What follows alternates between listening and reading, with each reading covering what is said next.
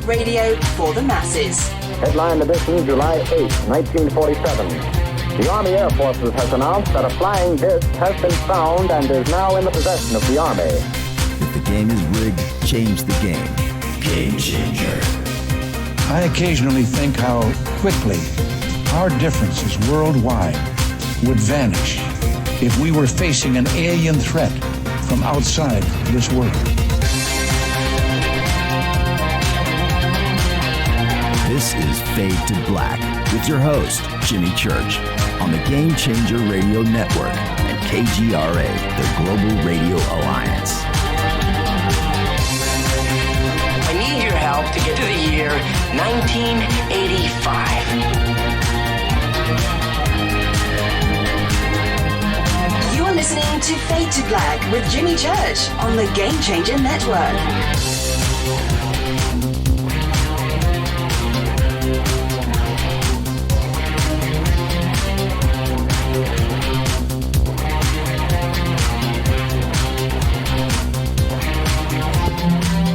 Welcome. Fade to Black. Bespoke radio for the masses.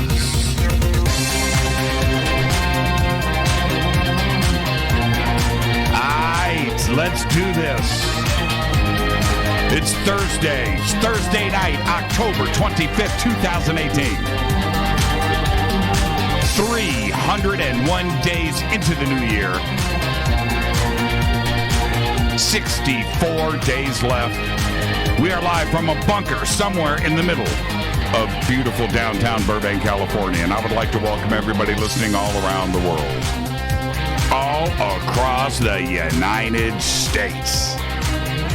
Hither and thither, to and fro, back and forth, up and down, east and west, north and south, far and near. This is Fade to Black for KJCR, the Game Changer Network, and KGRA, the planet. I am your host, Jimmy Church. What is cracking, everybody? How you doing? How you doing? Hey, it's Thursday night. I mean, how great does it get? It doesn't get any better. It's Thursday night. It is FADERNIGHT. Open lines all night long. That's right. It's FADERNIGHT. Write this down. Take out a pen. I'm telling you what to do right now. That's not right. Is that right? Is that too strong? Is that just too strong? Take out a pen. Write this down. 323-825-5045 or 323-275-9695. Calls are already coming in. Or 818-921-6929. I'm going to be nice. I'm actually going to start putting calls on hold. The intro music isn't even done. Okay, all right. 323-825-5045, 323-275-9695, or 818-921-6929. Oh, I just remembered something. I'm going to do this right now. You have to excuse me. I've got to go over here and check on something that I didn't do. I was going to have a friend of mine call in tonight. His name is Bruce Pfeiffer. I was going to have Bruce call in and tell it. Bruce and I grew up together. We're roommates for a long time in Indianapolis. And Bruce let me know about his UFO sighting that he had when he was a kid. And we talked about it. And I was like, hey, this was a few days ago. I'm like, I've got to hit the call in number is, let's give him 323-825-5045. Boom, done. We are live now. I'm doing this. This is, I forgot to do this, and he was supposed to reach out to me. I hope he's up. And I think he's using his cell phone, which I have. Okay. All right. Done. And we'll see if Bruce calls in. He's one of my oldest friends on planet Earth. And it was just really funny because we were talking earlier this week, and he just hit me with that in this conversation. He goes, "Hey, man, I ever tell you about my UFO?" I said, "No." So he immediately calls me, and he tells me, I was like, "Man, I don't want to hear any more about this. We need to get you on the show." I mean, how cool is that? And we used to play guitar together. I mean, when we were, young, right? Young. So went to high school together, right? The whole shot, same neighborhood. And so there you go.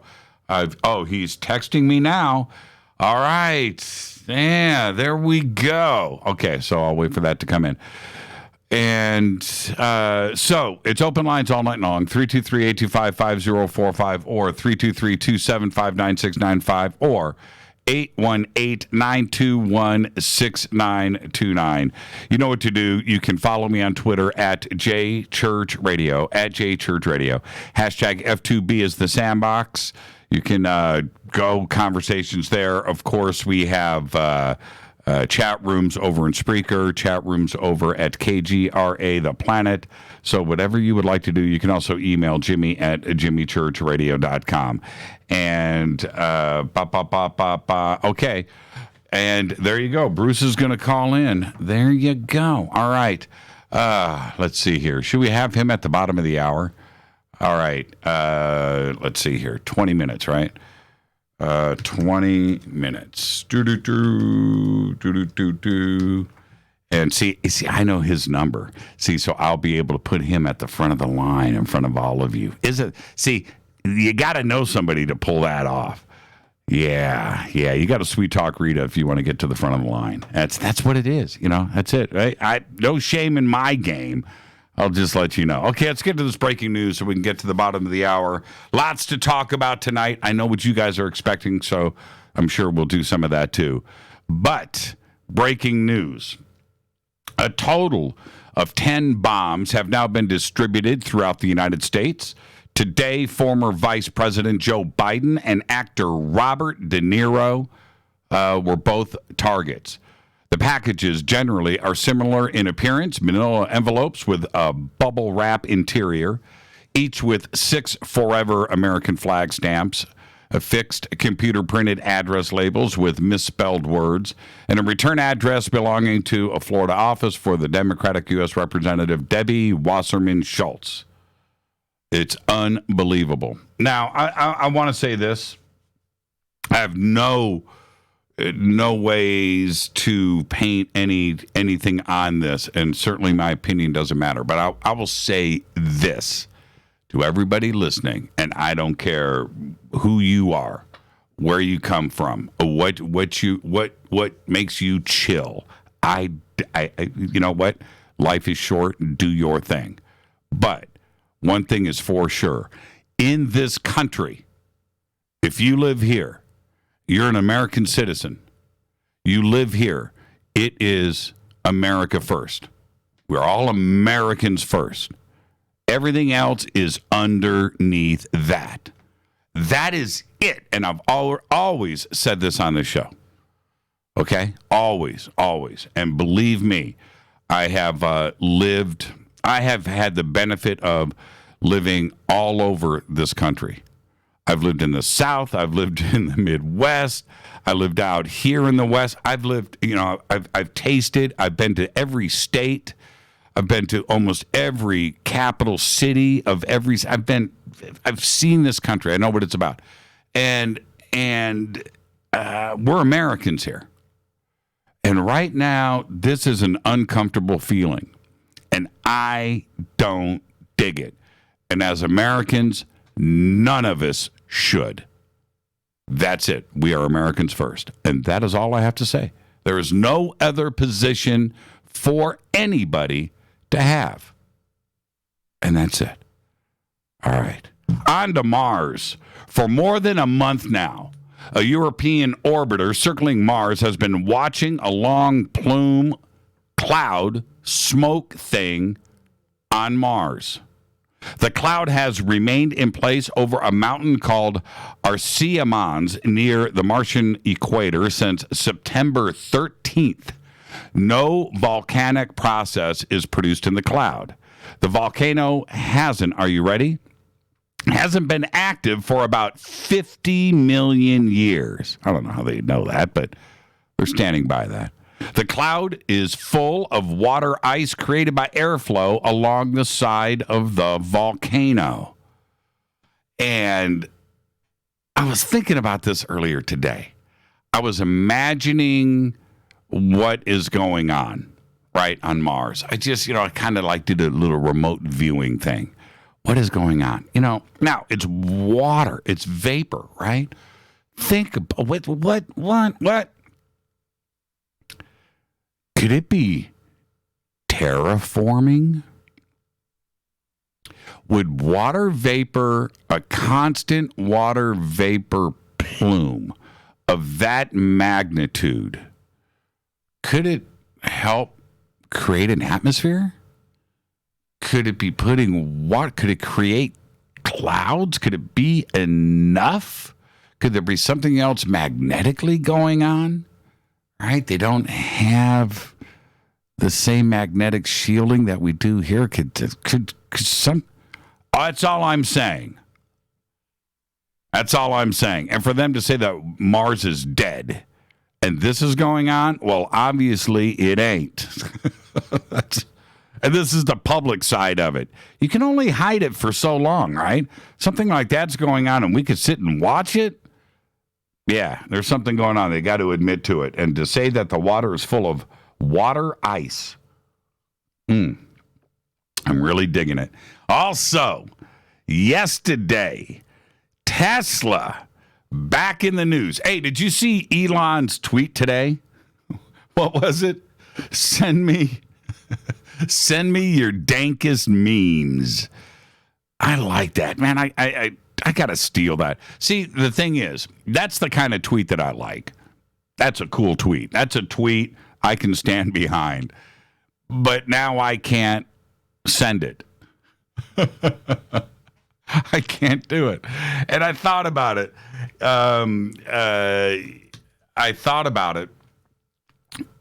If I did it, would it be like in homage? In tribute to Elon? Is it like in the okay zone there? Is that all right? Because everybody would know I ripped it off. Or, and I can't say, well, anyway, send me your dankest memes. So as I'm holding my phone, I'm watching this, every second it was 100 more likes, and every second, like 100 more retweets, 100 more comments. It was like, I've never seen anything blow up like that. It went from, and when I picked up my phone and saw it, it was like at 1,000, right? And by the time I put my phone down 3-4 minutes later, it was up to like 20,000 likes and 5,000 retweets or 5,000 comments, 5,000 memes. I was looking at the memes were great. Man, that was just genius. How did I get off on that? Hold on, I gotta reel myself back in. Oh, yesterday, that's right. Let's get this back on track here. Yesterday, Tesla beat Wall Street earning expectations. That's right. And this is such, for me, huge news. But the numbers are ginormous. They posted a record profit for the third quarter after a strong production run and sales of its Model 3. Tesla reported $6.8 billion in revenue against an expected $6.3. The Model 3 is now the best-selling car in the U.S. in terms of revenue and the fifth best-selling car in terms of volume. That's insane. Tesla also reported $881 million in free cash flow, shattering an analysis of 191 million. What a turnaround. smoke a little weed on a little internet podcast, right? Little puff, puff, give. Unbelievable. And then he turns around today and says, post your dankest memes. I like Elon Musk. I do. There's something about that guy that I just think is all right. It's Thursday night. It is Fader night. It is open lines all night long. The call-in numbers are 323-825-5045 or 323-275-9695 or 818-921-6929. Aight. Let's get straight to it here. Happy birthday to today. Chili Pepper Stick Man Chad Smith. Man, dare I say drumming god? Chad Smith is 57 years old. Adam Goldberg today is 48. Adam, who was so good in Dazed and Confused, so good in Private Ryan, Saving Private Ryan. Remember that scene to the death, right? With the German soldier upstairs and gets the knife to the chest. Oh, man. Adam Goldberg. Remember that scene? Yeah, Adam Goldberg. Today is 48 years old. On this day in history, OTD, big one. Big one for me. Big one. 1980. Australian rock gods AC/DC earned their first top 40 hit with You Shook Me All Night Long. Now I'm going to say, in high school, 1980, you were not cool. And I mean this.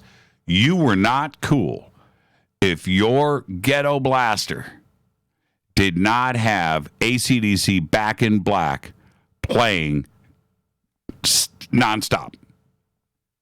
Take the tape out, turn it around, pop it back in, play side 2. Take it back out, turn it around, play side 1. That's what you did. You pulled up in your car, your mom's car, your dad's car, windows down, AC/DC Back in Black. That was it. That was it. And that's right. You Shook Me All Night Long. Oh, man. My band in high school, man, I think we play a party. I think we played every one of those songs. Oh, man. We only sang like one. The rest of them were all instrumentals. Those were the days. Fader fact. It's been vetted, so get ready. Fried chicken was brought to America from Scotland. What happened to this show? What happened to this show? Somebody help me. It is Fader night. It's Thursday night. I'm in a great mood, drinking some really good River Moon coffee. Sometimes when you brew, it's about the type of grind, and we can alter our grinds, and I do. Sometimes I'll go fine, or sometimes I'll go more coarse. It's a different taste of the coffee, and it happens a different way when it brews. Anyway, I don't want to get too sidetracked here, but once in a while, a little more coffee, a little less, there's things to do with it, right? Well, anyway, once in a while, it's bleeping perfect. Like right now, River Moon Coffee, Faded Black Blend, incredible. So, yeah, I am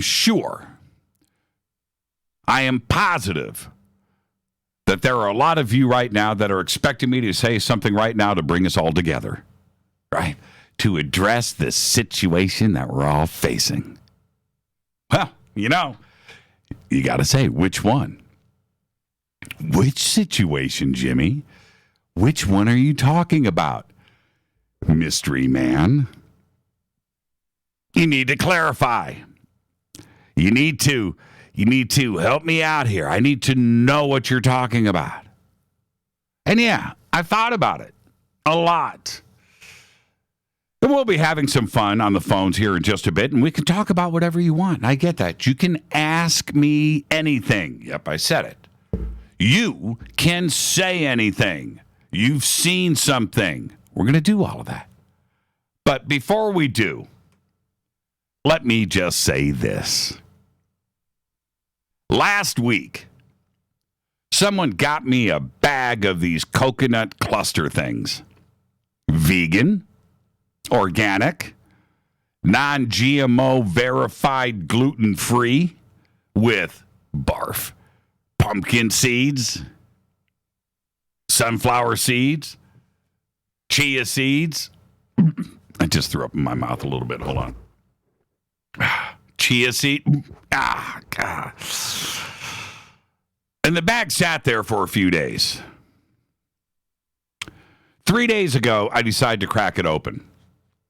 It's coconut, right? I like coconuts.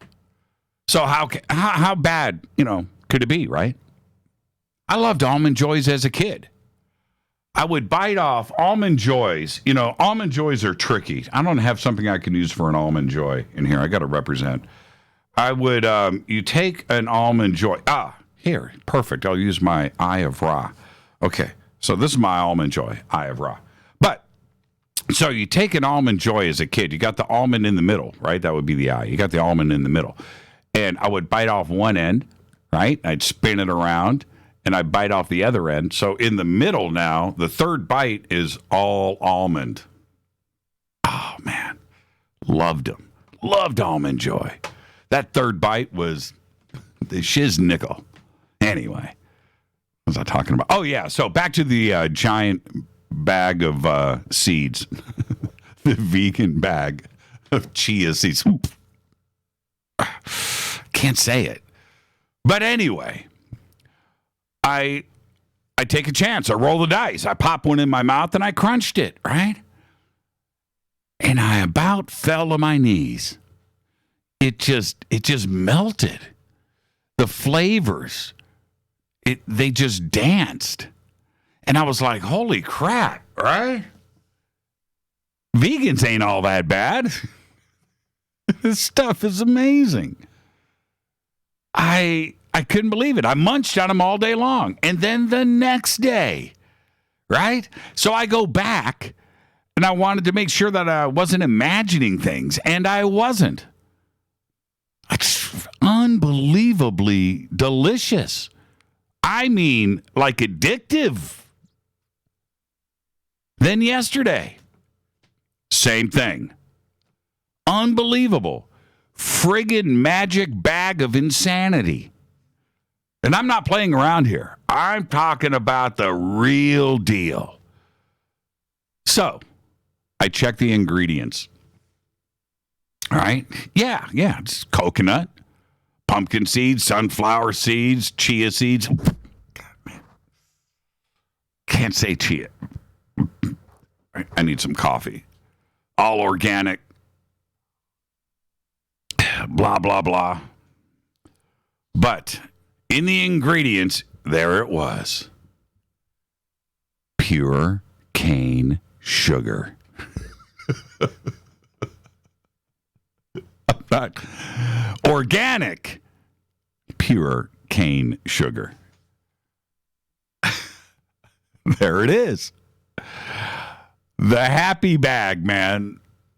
And I'm just like, and I had to go back and I read I'm reading, I'm just verifying everything, right?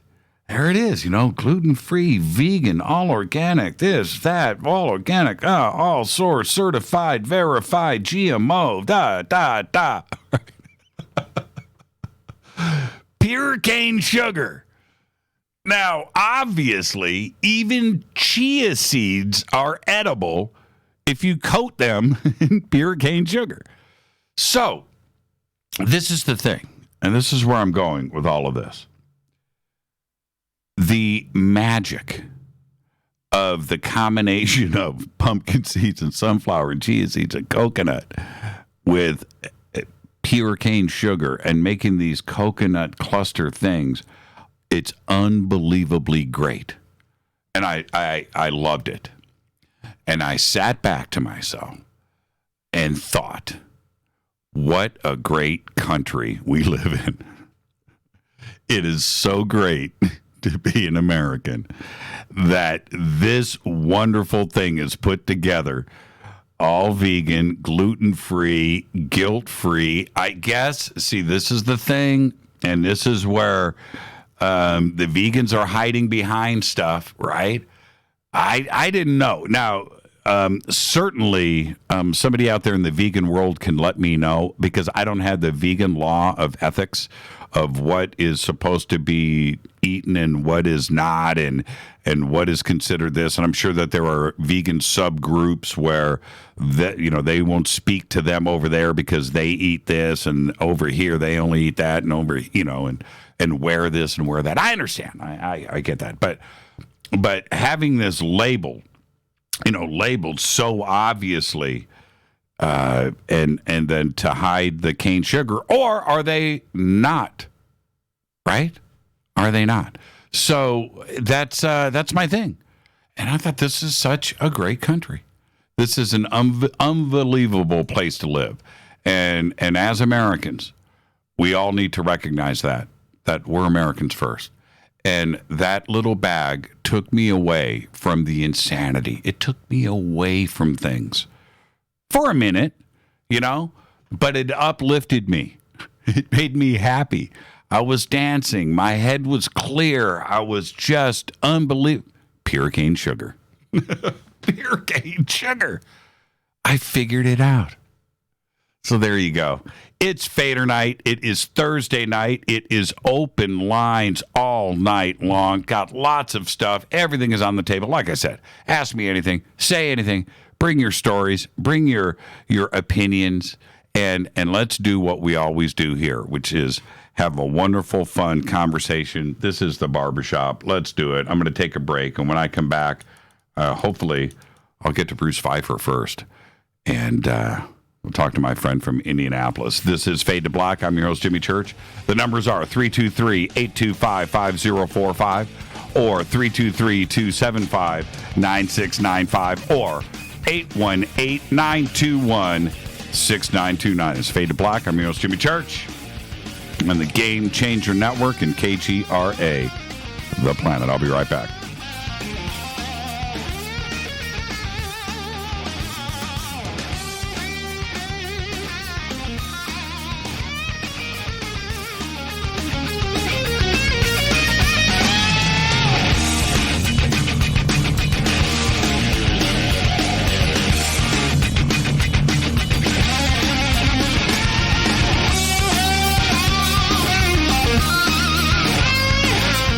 This is Nicole Church, daughter of you-know-who, and you're listening to Fade to Black on JimmyChurchRadio.com and the Game Changer Network.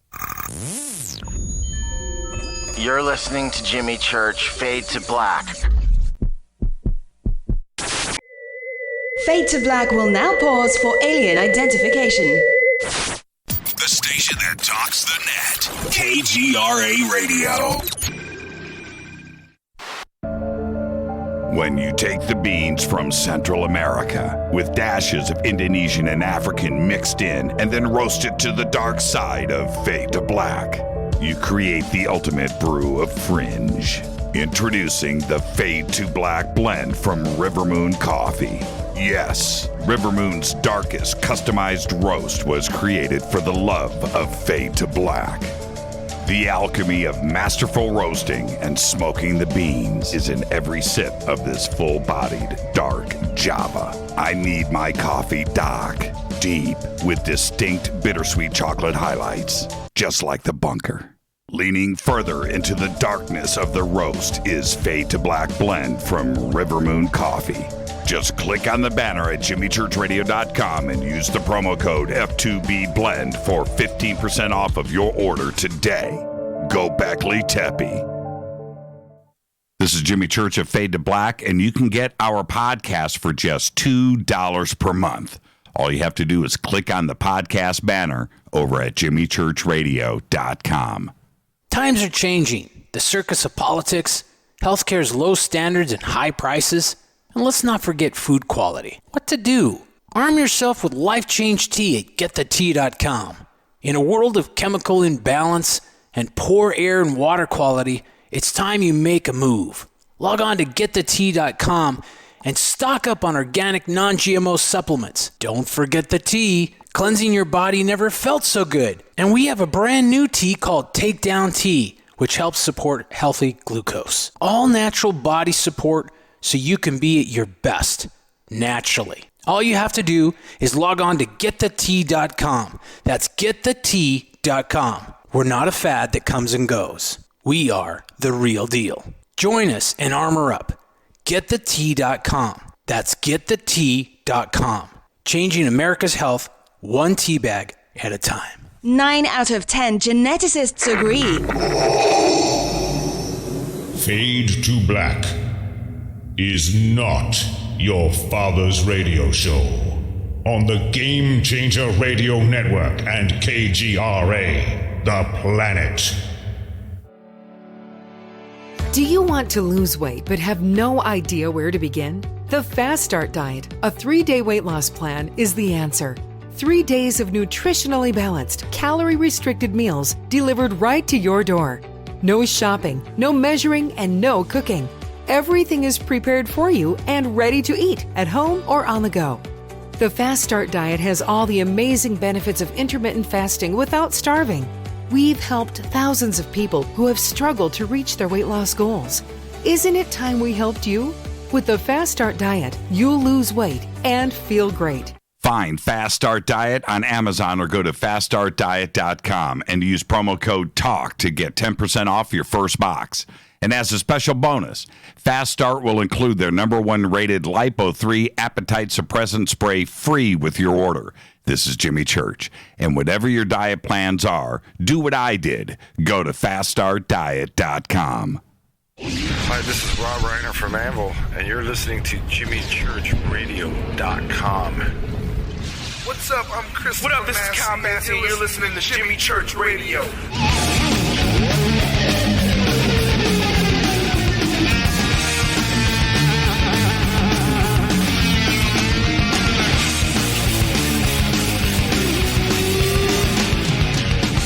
All right. Welcome back. Thursday night, Fader Night. Open lines all night long. It's the best night of the week. Love it. The call-in numbers are 323-825-5045 or 323-275-9695 or 818-921-6929. You can follow me on Twitter at JChurchRadio. We're going to do 2, 3, 4, 5,000 tweets tonight. You guys are insane. Love each and every one of you. You can also email Jimmy at jimmychurchradio.com. And I'm going to go straight to the phones. Everything is blowing up here. But at the front of the line, as promised, one of my oldest friends on this planet, Bruce Pfeiffer. Bruce, live from Indianapolis, man. How are you? Yeah, doing great. Jimmy, how are you doing? Hey, Bruce. We've known each other for 40 years. Would you have ever thought that you would be on my radio show in 2018? No, no, no, I wouldn't. I thought I'd see you on MTV playing rock and roll music. Well, that was the original idea, wasn't it? Well, you were quite the guitar player back in the day. You're still playing too, right? I do still play. I used to kind of give you lessons, didn't I? Yeah. You did. That's actually where I kind of picked it up. Yeah. Now that that's right. That's right. We used to, yeah. Bruce and I, everybody, went to high school together, grew up in the same neighborhood, and we're eventually, after high school, became roommates. We had a party house that, what did we call that place? The Animal House? And the Animal House. Man, it was too, man. It was a revolving door of people. Oh, man. We tried to burn that thing down a few times. But anyway, almost successful, too. Almost successful. But so Bruce and I grew up together and we're very, very, very close. And to this day, we have, there's probably the same circle of 5, 6, 7, 8 guys, a couple of girls. That were friends then. We're all still friends today, and it's great to hear your voice, my friend. It's so So cool to have you on the show to say hello to everybody. Say hello, Fadernaughts. Hello, Fadernaughts. That's what I'm talking about, Bruce Pfeiffer. I thought I'd have a little fun if any of your fans were friends on your Facebook. I just recently posted a picture of us. Oh, you did? I think you know which one it is. Oh, there it is. That's the classic picture. Okay, you know what? I am going to, as you're telling the story, I am going to, I'll post this picture up so everybody can see us. Now, this picture... Yeah, 1986. That's about right. So that's 32 years ago, man. That's nuts. I don't know where the time went. Okay, so Bruce, I'm going to let you tell the story. I'll set it up a little bit for the audience. Bruce and I were talking last week, and he said, Jimmy, I got to tell you the story about me and my UFO sighting when I was 8 years old. And then we ended up talking on the phone, and I stopped Bruce. I was like, Bruce, you've got to come on the show and tell the story. I don't want to hear any more about it. So, Bruce, set it up. This is on the east side of Indianapolis, next to the Indiana State Police Station. And that was on 16th Street, right? Or 21st Street. 21st Street. Around 21st and Franklin. Yep. Yeah, okay. It was Brayburn Village Townhomes. Yes, go ahead. And, so we moved in there temporarily, but my parents sold the house, and we're building a new house out by the Heather Hills Country Club. So, 1972, 8 years old, it was in the summer. The only reason I remember that was because that night, my mom telling me it was time to go to bed, that I had a baseball game the next day. So I went upstairs. It was a two-story townhouse, and went upstairs to the bedroom, got my baseball uniform together, and got in bed, and we had bunk beds in there, and the bunk beds were up against the window, and my bed was the top bunk. So got my uniform together, turned the lights off, climbed in bed, laid the pillow kind of on the wooden headboard, laid my arms on it, and was just looking out the window. When it was maybe just a few minutes, and I saw something off to the left, which would be to the south. And something just caught my eye, and it was some flashing lights. So I'm looking at it thinking it was an airplane, maybe a helicopter. I wasn't sure. But as it got closer, I could definitely tell it wasn't an airplane. And it had square flashing lights going around it. So I'm watching this. I'm just locked onto it because I'm not sure what it is. And as it's getting closer, I can tell it's black, and it's round with the flashing lights, and it's coming down. Now, the window that I'm looking out of is I'm looking into a courtyard. So I've got a building to the left and a building across from me. In the courtyard was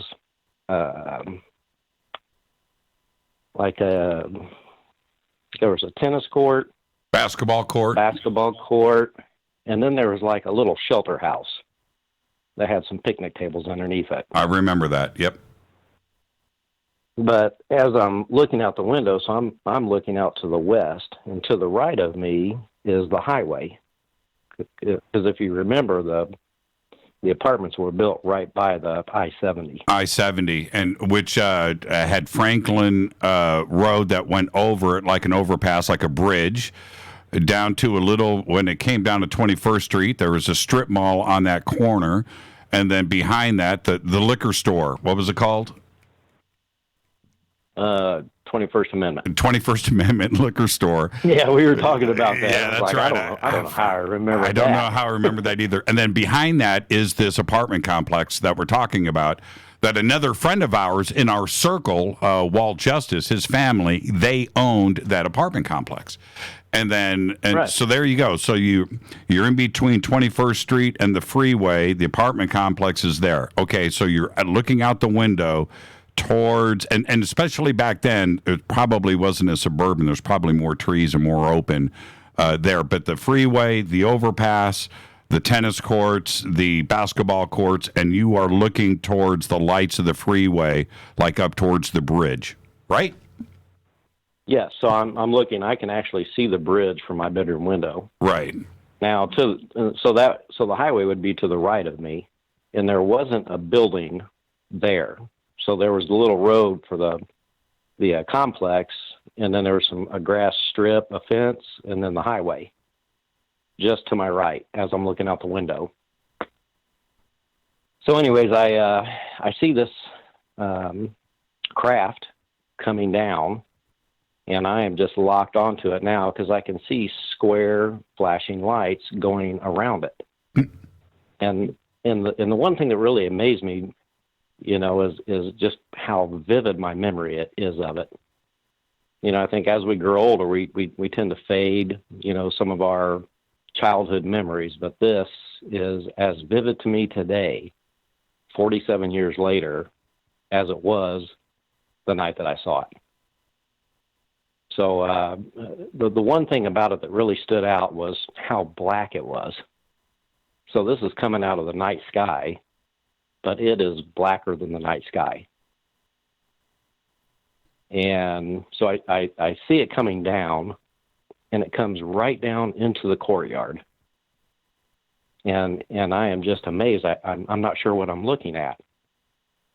So as it goes by me, it's going fairly slow. I am pretty much at eye level with it at this point. Holy crap. When it's in front. Yeah. So it came down really right down into the courtyard.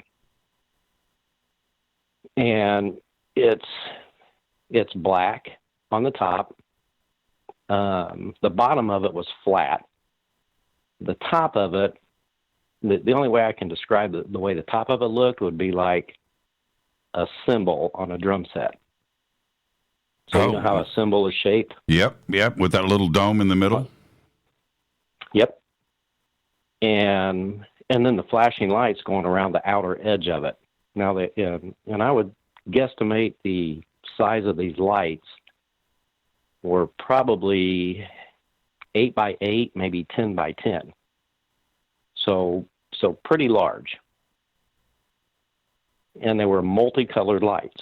So there was red, green, blue, orange, white, and the thing, and they were rotating around. So they weren't really like strobe lights. They were more. It was just. I kind of explain it like a lighthouse. How a light goes around inside of a lighthouse. Yeah. But even faster than a lighthouse. But. And they were different colors, multicolors. But each time it came around, if one of the squares had lit up red, the next time it came around, it would light up a different color. So they changed colors. Wow. How anyway, big? So, well, I know you were 8 years old, but you're 8. So, and I know how your mind works. You like cars, you like things. You're mechanically inclined. You've always been like that. So it's not a helicopter or an airplane or the Goodyear blimp, whatever, right? But you've also right. We had an airplane growing up, so I knew it wasn't an airplane. Right. Well, we didn't tell that part about your dad. Your dad was about half nuts, crazy, cool. Built a cave house and all of that stuff. So we don't. We had an airplane growing up. My dad and I flew all the time on the weekends. That's right. And so I knew it wasn't an airplane. Right. I knew it wasn't a helicopter. I just didn't know what it was. Right. But I was amazed by it. Were you able to gauge a size? So the sides of it, I would guess, maybe 8 to 10 feet high, just because I'm remembering what the size of the square lights. Right. So I'm saying those square lights were probably 8 by 8, maybe 10 by 10. But the size of it was much larger than the tennis courts. Because as it was passing over the tennis courts, which were right outside of my window, right, it was much larger than the tennis court. So I would probably guesstimate maybe 40 feet across. Right. So any not sound? Super big, but it was fairly large. No, that's big, man. I mean, that's big. Did it make any noise? It made no noise at all.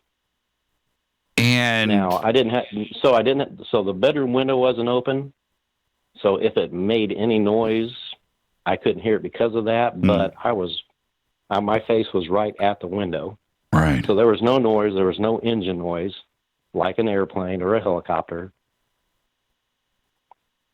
It came down with checking out Brayburn Village, man. And so that just flips me out. So I don't want to get to the end here. I don't want to say what happened next, but because I want to. Were there any windows? Did you see? I know you've described it as black. And these square, when the light's coming around and it's lighting in from the inside out and the lights are changing colors. Was there anything else about it that you can think of? Were there windows? Were there ports? Did you see anybody? Did anybody wave at you? What did you see? No windows, no ports. It was completely smooth in every way, shape, and form. And even the way that it moved. Everything about it was smooth. Didn't shake. Now, the one thing that I did see, two things that are kind of fascinating about it still to me, so when I'm looking straight across at it, I did see one piece that came up off of the back of it. And I want to say it looked almost like an antenna. It was also black, but it had a white light on the end of it. And I would probably say maybe the size of a basketball. Wow. But it didn't flash or anything. It was just a solid white light. And I think the only reason I saw it at that point was because the building across from me, gave me some definition of what it looked like. So overall, you know what I'm saying? So I had a building in the background, so I could see the shape of it very clear. Now, the overall shape of this, was it round? Was it square? I know you've described the dome on the top, but overall, what kind of shape are we describing? It was round. Okay. And it was flat, completely flat on the bottom, but on the top was domed. Right. Just in the center. There was no edges to it. So as it came down to the sides, it rounded, it curved when it came off of the top down to the sides. Man, to where the lights were at. That's a Class A sighting right there, man. That's a Class A sighting. The interesting thing and fascinating thing to me about the lights were a couple things. So, like I said, as the lights rotated around it, when the light would flash and then it would go off, I could see the side of the craft. It was also completely black. So to me, the lights weren't on the outside of it because it was the same color as the top of it. And then the other interesting fact of it is, as I'm watching it and I'm seeing these lights going around, there was no reflections. There was no reflections off of the building behind it, which would be the building straight across from me. Mm-hmm. Mm-hmm. So there was no reflection of lights off of those buildings. Now, at that time... So to me, it looked like the light was internal inside of it. Right. That's what I'm picturing here. That's exactly what I was imagining. I used to work there at this complex, everybody, that Bruce is talking about right after high school. Or maybe I was still in high school. No, it was after. I worked at McDonald's during high school. So, do you remember when I worked at the McDonald's at Washington Square? Oh my God! Oh yeah. Okay, so anyway, Tree Plaza. Yeah, man.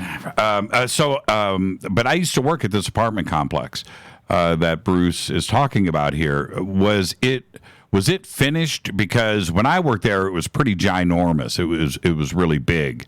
Was it completed back then? No, I think back then it was only the townhouses. It was only later on they built the apartments, which would be just a little on the west side of the on the west side, yeah, closer to the 21st Amendment. So right, and also there wasn't a building to my right. I could see the highway. The highway was right there. Right. I look out my window to the right. Right. But there's a building there now. Right, there is.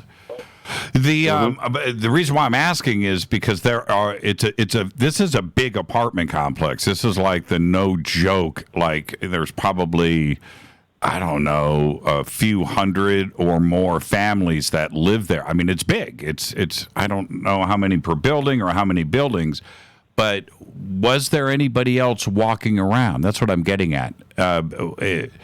Did anybody else see this? Yes. Who saw it? So now there was nobody walking around in the courtyard. Right.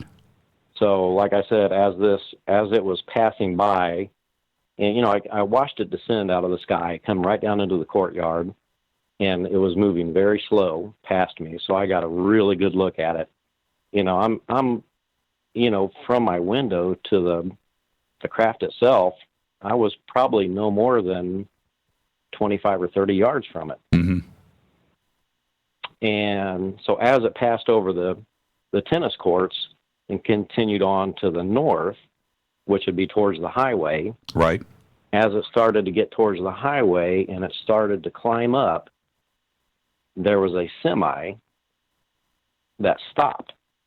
Ooh. Right there on the highway. And I watched the driver jump out of the truck and run around to the front of the truck and look up at it as it was passing over. So this thing is just starting to climb just over the highway. And I watched the semi stop. I can see the guy jump out, run around to the front of the semi, and he's standing in the lights of a semi looking up at it. And he stood there and watched it the whole time. I stood there and watched it as it was going off into the distance. And it was still climbing. Another interesting fact about that was it never tilted, ever. When it was descending, coming from my left, it was completely level. It just dropped down. Now, my dad having an airplane and us flying all the time, I know that, when the airplane is climbing, we tilt the nose up. Right. To make it climb. This was climbing, but it stayed perfectly level the entire time. As it came down, as it moved across the highway, and as it went up. So it was going up, but it stayed completely level the entire time. It didn't tilt to go up. It stayed completely level. Man. So I see the guy in the semi, right, and I'm watching him. He's looking up at it as it's passing over him.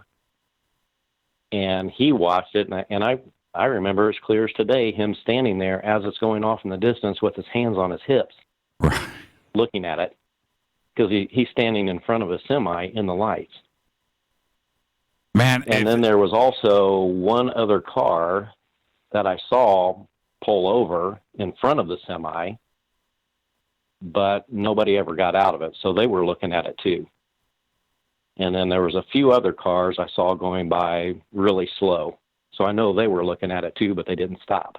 Yeah, this intersection. But I never saw anybody get out of the car. Yeah, this intersection, 21st and Franklin, it's even back then, busy intersection, and this is the hardcore east side of Indianapolis where the 70 and like the 465 cross, and this is, suburbia.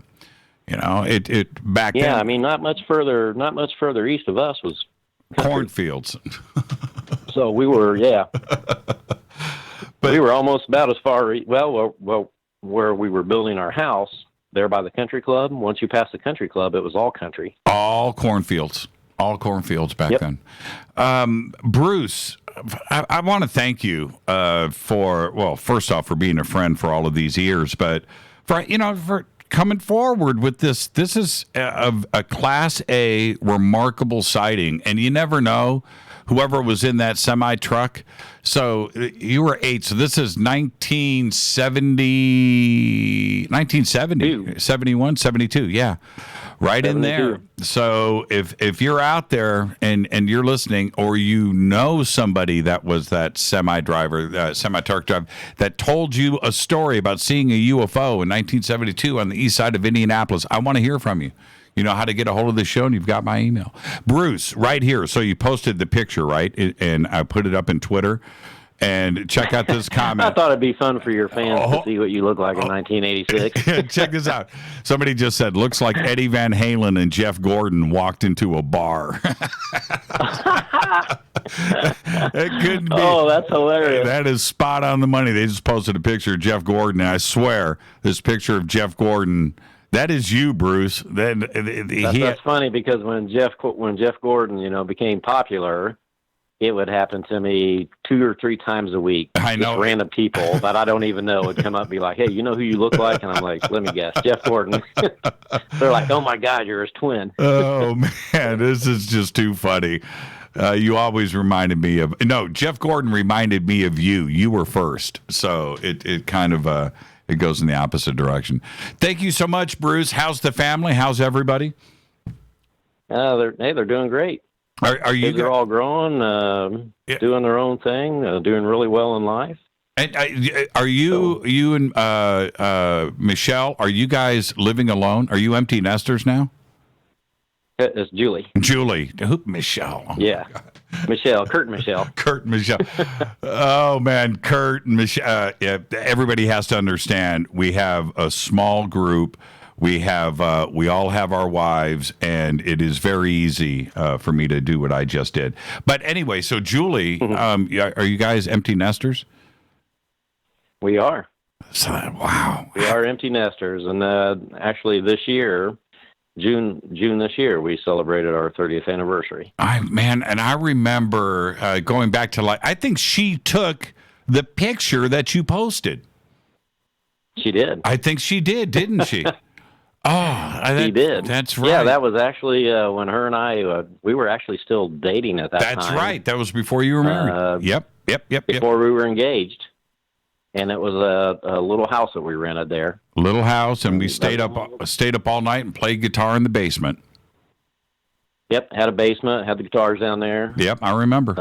I do remember that. I think that was maybe after the 4 of us went out and got a little stupid. No, well, it was, but stupid. But then we came back, we played guitar, and then when the sun came up, I'm letting everybody know, we stayed up all night. I hadn't been back to Indianapolis in a couple of years. I was out here in L.A. But then as soon as the sun came up, we all went down to Waffle House on Washington Street, yes. the famous Washington Street Waffle House that we ate at in high school. And we went back and we had breakfast at 7 a.m. That was a lot of times we go after a concert at Market Square Arena. That's right. We'd either hit the Waffle House or the White Castle. Man. Along with everybody else from the concert. I miss those days, Bruce. Thank you so much, and it was great to have you on after all these years and to share this experience, and it just means a lot to me personally. Thank you so much. I've only really shared it with my family and a small handful of people ever. I know, that's how it goes. Well, I just think it's with other people, it's maybe somebody else that's had an experience that talked about it, which opened me up and let me tell my story. Oh, that's what happens with this radio show, Bruce. People come on here, they've never talked about anything. They've kept it to themselves, and then they come on the show, and it's all out. That's it. Bruce, you're out of the closet. Yeah. Give my best to Julie. Hey, Bruce. Yeah. I have to hit a commercial right now. Okay. So do me a favor. Go get it. Say thank you to Julie for letting you come on this show. Will you do that for me? I'll do that, Jimmy. I'll talk to you, Bruce. Behave and be well, my friend. I know you got to get up here in a few hours and go to work. Thank you so much. All right, buddy. Have a good one. Bruce Pfeiffer, live from Indianapolis. Thank you, Bruce. Unbelievable. It's pretty crazy, isn't it? Bruce Pfeiffer. All right, let's kick off this Fader night. I'll be right back after this short break. Stay with us.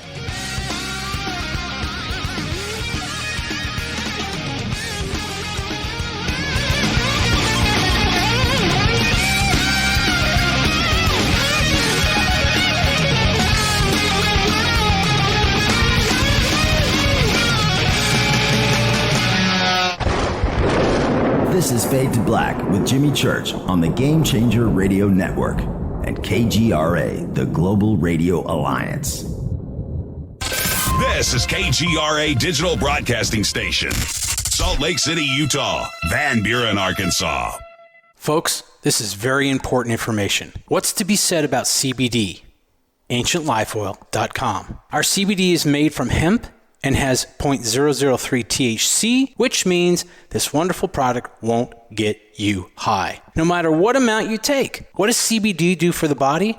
My hands are tied, but you can Google CBD benefits and be astounded. When you're finished reading, you'll want to log on to AncientLifeOil.com. That's AncientLifeOil.com. and purchase. Life is good when you feel good. People are tired of pain. People are asking for non-GMO organic products to help them with you fill in the blank. Legal in 49 states, and again, our CBD is made from hemp. Ancient Life Oil is about helping people one by one by one. If you wonder how good the product is, the CEO takes it every day without miss. AncientLifeOil.com. That's AncientLifeOil.com. Have a great day. Hello, I'm Katie and you're listening to my main man, Jimmy Church, on JimmyChurchRadio.com. Hi, this is Ray Hobbs here, repping the planet, and you're listening to my good friend, Jimmy Church, Fade to Black, on the Game Changer Network and the KGRA Digital Broadcast Station. This is Toby Kebbell. You're listening to JimmyChurchRadio.com. Don't hurt me, Jimmy. I'm only little. Hey, I'm Adrian Grenier. And this is Ari Gold. We're the Honey Brothers. Well, yes. We are of the Honey Brothers. Hey, I'm Adrian Grenier. And I'm Ari Gold. We're the Honey Brothers. And you're listening to Jimmy Church. The Revolution. Reclaim your active lifestyle with Angioprim. Angioprim is the original liquid oral chelation supplement. Chelation helps remove toxins, heavy metals, and cholesterol in your veins and arteries that can cause blockages. Scientific research proves the active ingredient in Angioprim has superior oral chelation action that helps promote cardiovascular health. Find out more. Go to angioprim.com. Talk to a trained consultant by calling Angioprim toll-free 877-882-7221. This is Jimmy Church of Fade to Black, and you can become an official FADERNIGHT by just going to our membership section at JimmyChurchRadio.com. Hey, it's Grace. Can we talk about something serious for a minute? Your age. Getting old has its perks. But remember, being a few years younger, you know, your hair was thicker, you didn't have so many wrinkles, that extra weight wasn't haunting you, and you just felt better. Well, we can't turn back the clocks and go back 10 or 15 years, but you can start feeling and looking 10 or 15 years younger with Nature's Youth RSF. It's a doctor-formulated daily supplement that helps your body maintain its peak performance and fight the aging process. Imagine sleeping better, looking better, and feeling better. See how Nature's Youth RSF has helped thousands of people just like you at nature'syouth.com. nature'syouth.com. Imagine how it will feel when your family and friends are asking you what you did to look so good. Your secret will be Nature's Youth RSF. It's time to start looking better and feeling better. Learn more and order your Nature's Youth RSF at nature'syouth.com. That's nature'syouth.com. That's nature'syouth.com. Hello, this is Serena Wright Taylor from Conscious Life Expo, and you're listening to Fade to Black with Jimmy Church, who holds the Lucky Pony record for the best astrological chart since 1963. True story. This is Micah Hanks of the Gralien Report, and you're listening to Jimmy Church on Fade to Black, across the globe on the Game Changer Radio Network and the one and only KGRA Radio, The Planet.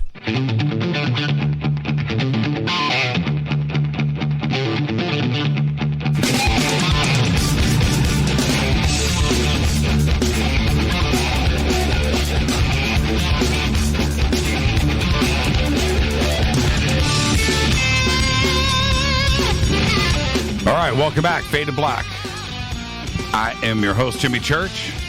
It's Fader Night, Thursday night. Open lines all night long. The call-in numbers are 323-825-5045 or 323-275-9695 or 818-921-6929. Bruce Pfeiffer. That's pretty cool, isn't it? When you have a life where you have friendships, for so many years that go back that far, that life just takes you in places, and same thing with Bruce and his family, and his kids are now all grown. We've all gone through that now. Kids are grown up, mine, his, and so forth. But that it took us to this place so many years later, and I can promise you, in that house that we had on the hill, where we would sit and play guitar in the middle of the summer and just talk and have dreams and do all these things that, at that age, I wasn't even drinking age. When we had that house, I think Bruce and I were both 20 years old, 19, 20. Wow, man, I was working at Bell Laboratories. That was just crazy things. And where, how the craziest thoughts that we could have had. But the last one would be that I would be doing a radio show and he would be calling in 30 years later to talk about a UFO sighting. How cool is that? Life is wonderful. All right, let's go to the phones. Let's see. Let's go to area code 425. You're up first on this Fader Night. Who's calling? Oh, Jimmy. How you doing, Inquire? Hey, was that your Les Paul? Who posted the Les Paul picture earlier? I'm not sure. That wasn't me, though. Okay. I got to go back. Oh, no, it wasn't you. It was Gene. Okay. How you doing, man? What's cracking? Man, I'm doing good. And I think the first thing I wanted to ask you, with all this madness going on, I just want to know, what was your highlight of this week? What made you the happiest this week? What made me the happiest this week? I just told you in the opening remarks, man, a bag of coconut clusters. Oh, is that Man, that was the supreme highlight of it all. Yeah, man. Okay. Well, hey. There are little joys in life, right? But to find out, I'm not judging. Yeah, I know. To find out, you're eating something that you're not supposed to like, right? It's gluten-free vegan coconut clusters, right? How disgusting is that? And they were delicious. And then to find out the secret to the deliciousness was pure cane sugar. So, of course, I was happy. So, of course, I was uplifted. So, of course, I was thinking clearly. So, of course, it put me in a good mood. I'm getting jacked up on pure cane sugar, like the rest of those vegans running around. So, there you go. You're getting me jacked up from that, man. I'm happy that was the supreme highlight of it all. That's a very nice thing, the little thing. Yeah, absolutely. So, what about you? What was the highlight? Oh, I have to say, yesterday, tomorrow's my daughter's 5th birthday, so yesterday I got to have my birthday party thing with her, so that can't beat that. No, you can't. With all the kids and stuff. That was a good time. That was a good separation from this social media madness. Yeah, you got to speak. You got to speak up, Inquire. I can barely hear you. Oh, okay. But yeah, her birthday party, definitely the highlight. She is 5. Yeah, I can. And, 5 years old. And you go back, when I think about it, and I know that every year is precious and that everything has got its own little highlight and unique thing that, is there about it. But there is something about that age, 3, 4, 5, 6 years old, that's right in the pocket, man, where you're still the genius, right? You've got all the answers. You get to answer all the questions. You get to start guiding them on their and it's just, man, a birthday cake and a 5-year-old and a birthday party. It don't get no better, man. It don't. Christmas at that age, all the just Halloween with a 5-year-old. It don't get no better, man. It just doesn't. I miss those days, man. I really do. I miss them. I miss them completely. I'm all jacked up on that. Halloween's coming. Yeah, next week. Well, I guess speaking of Halloween, the next quick thing I was going to bring up is, in all your years in the rock and roll world, do you have any good Marilyn Manson stories? Nothing that I could do on the air. Yeah. Oh, nice. Yeah, nothing that I could do on the air. I'm just going to leave that go. Just gonna leave that go. I gotta let that one. Fair enough. I gotta let that one just slip on by. I'll let you share one if you've got one. I've got one. This was I was trying to think of what year this was. It was about 4 or 5 years ago. I was backstage when he came through Seattle hanging out, and he was getting over the flu, and so he's hanging out and all that, and there's this photographer there that wouldn't get out of his face, just kept taking pictures, and Manson seemed like he wasn't too happy about that, so he blew some snot in his hand and threw it at the camera lens, and that photographer wasn't very happy about that, but not much you're going to do to Marilyn Manson. That's a big guy. Yeah, well, that would end the photography too as well. Pretty effective. Yep, that worked out pretty good. Yeah, pretty effective. I'm glad you witnessed that. That tops my story anyway. So there you go. All right. Did you hear his newest album? I haven't heard it yet. I know it's out. I've been hearing. You know what? I'm really going to bum you out. Because I'm bummed out about this. No, check this out. Today is Thursday. Yesterday, or was it the day before? Was it Tuesday? I got a phone call from Kurt James, and he goes, "Dude, we're rehearsing today. Come on down." And and I'm just like, and I said, "How long?" We're going to rehearse until 2 p.m. Right here in Burbank, too. Right here. And I couldn't go. And I think about that. Graham Bonnet, the band, right there. Boom. Rehearsal studio. And a mile away. And I couldn't go. I couldn't go.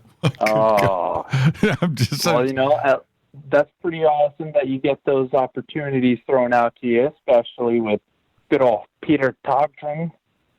Well, yeah, I know. See, you're right about that, and I'm thankful, so thankful that people are opening up now, and that includes the musicians and the entertainment industry and the actors, and so some of the heroes of people outside of our circle, right? When they, Peter. And Graham and other, Sammy Hagar, they have huge followings. And when they start talking about UFOs and they're talking about ETs and disclosure, that their fans that are not part of this circle are exposed to it. So hopefully they'll turn around and search these keywords, turn around and find Fade to Black or find Coast to Coast or a cool website and start to get pulled into our circle and start to get exposed to the knowledge that wouldn't have happened if some of these different celebrities didn't say anything about it. And I'm very thankful for that. They feel that it's safe and okay. You're not going to get teased. It's okay to talk about it. Like you're another one. You've got a huge sphere of influence, and I'm very thankful for that. Very, very thankful. You got to use it for something other than all the crap the mainstream is flooding our kids with. Well, Inquire, enjoy the rest of your weekend, and I know that we are too. And let's speak soon, my friend. Thank you so much. Yeah, definitely. And where can everybody go listen to your stuff? Oh, how about, where do I have it all? Oh, well, just go to inquirewithinshop.com, and then there's some links that'll take you to all the music. I got to rework some of my website presence to have the music easier to stream. Or Spotify. Just add me on Spotify or any digital music thing. It's everywhere. There's your answer. There you go. Thank you so much, Inquire. Inquire Within. Thank you so much, man. Behave and have a great weekend. You too, man. Thank you so much. And he brings up a great point when we're talking about like Peter Takrin. It's or Sammy Hagar, Graham Bonnet. We've had Jennifer Batten, the guitar player, was on this show talking about her UFO stuff, and I can go on and on and on. Of course, Doug Aldrich was on this show, and I'm just trying to think. I'm just drawing blanks on all of the musicians that we've had here. Great ones, right? Now with Dizzy Reed, Guns N' Roses. When you have them come on the show, because I never thought that I would be able to tie that musical past of mine into this. I always thought I'd talk about music, but as soon as they find out that I'm doing UFOs now, or I'm doing conspiracy or ghost, they've all got a story. Jennifer Batten, one of the great guitar players on this planet, Michael Jackson, Jeff Beck, on and on, right? And to have her go, I go to all the conferences, right? You what? Think about that. All right, let's go to the other phone bank. Who's up first here? Area code 540. You're up next on Fade to Black. Who's calling?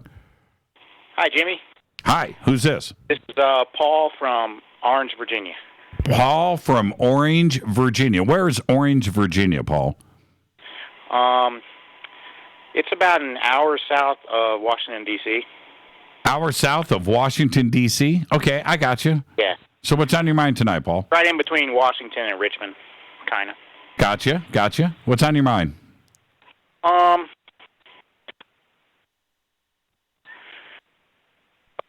Yeah, you're breaking up. I'm listening to you. Someone else just came on the line. Oh, there shouldn't be anybody there. It's okay, Paul. Go ahead. No, they just said something like, "This is Ron from Orange County. I'm calling to say something," and then... Paul, we have a huge phone system here, and everybody can listen to everybody else. Nobody can hear him, but he's got to be able to hear you, right? And the radio show. He did. He just said, "Okay, I don't know how I got in here, but now I'm going to hang up." Okay, Paul, could you continue, please? Okay. That's weird because he said he's from Orange. Maybe it's in California. Oh, okay. But, okay, all right, I guess I'll tell this story of what happened to me last fall. I was out back, sitting on the patio, having a cigarette, having some drinks, talking to my friend on the telephone. And it was about 10 at night. It was dark. And the yard goes back really steep down to the lake here, and it's a lot of woods and stuff in between, brush, and it's pretty thick. Well, suddenly I heard something running across the yard there, right through all the thick brush, and I was like, "What was that?" And my friend was like, "What?" And I said, "I don't know. Something just ran through the yard. It was big, whatever it was, and to me, I couldn't figure why did it run where it ran, because it could have been just a little further down by the lake and had a free, it was all open down there. But I said, maybe it was a deer, I guess, but I've never seen a deer here in this spot before, and it seemed like a weird time for it to be running. Anyway, I kind of forgot about it, and I kept talking to my friend, and suddenly I hear a noise down by the dock, and I was like, there it is again. And for some reason, my first thought was it was some kids playing around down there. I don't know why I thought that, but that was just the first thing I thought. Anyway, I got up and I went running over towards the stairs that go down to the dock, and they're brick stairs.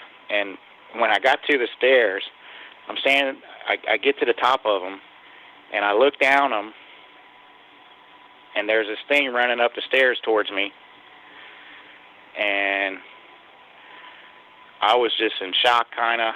What do you mean? What was it? What did you see? Yeah, it was like, basically, it was a person, but it had a deer head. It was a human body with a deer head. Yes. And it was running up the stairs so fast, it was crazy that it could even move that fast. And it was staring right at me, and I'm just standing there, and I'm staring at it, and it had red eyes. It actually had red eyes. One friend said it means it was demonic, and I said, no, I don't think it was demonic or anything. But anyway, it ran right up to me, and it kept staring me in the eyes, and I was staring right back at its eyes, just kind of in shock, I guess. And when it got right up to me, it actually said something, which I don't know what it said. I just know it said something like 4 or 5 syllables real fast. Rah, rah, rah, rah, rah, something like that. Okay. All right. No, it seemed like it said words, but I don't know what they were, if it did. And then it ran right, and then it just kept running, and it ran right by me. I could have touched it. It was within inches of me, because the stairway is only 4 feet across. Could it have been? Now I'm gonna let me be the devil's advocate guy for a second. Could it have been somebody wearing a deer head? That's what people said too. That a couple friends that I told, I hadn't hardly told anybody about this, because it's just the craziest thing I ever saw. And that's what someone suggested, and I said no, it was moving way too fast. It was. Wow. It was moving so fast. When I thought about it later, I was like, man, almost like it was like in a different type of dimension or something. Wow. And that's only because. What do you think it was? I think it was a being that's got a human body and a deer head. And the antlers weren't like the deer around here. They weren't like the white-tailed deer here. They were more spindly. They were spindly, and there was a lot more like tines or branches than normal than they have around here. I actually saw a branch once, and I was like, oh my God, that branch looks like one of the antlers on that thing I saw. That's pretty crazy, man. It was, man. Like I said, I don't even tell my friends about that. Yeah. You see, there's certain things you're cool with sharing, right? I saw a UFO. I saw Bigfoot. I saw a ghost, right? Okay. Yeah. The ghost of my cat came and sat on me while I was sleeping. You can go there, right? Certain zone you can go into. The deer-headed human with the red eyes. That one's kind of tough. Yeah. Yeah, that's a crazy sighting. None of my friends that I know of probably listen to your show, so. You're in the. Well, it doesn't matter though, but. You never know. It's not something I go around telling people. You never know. Somebody out there right now is going, Paul in Orange, Virginia. I know that guy.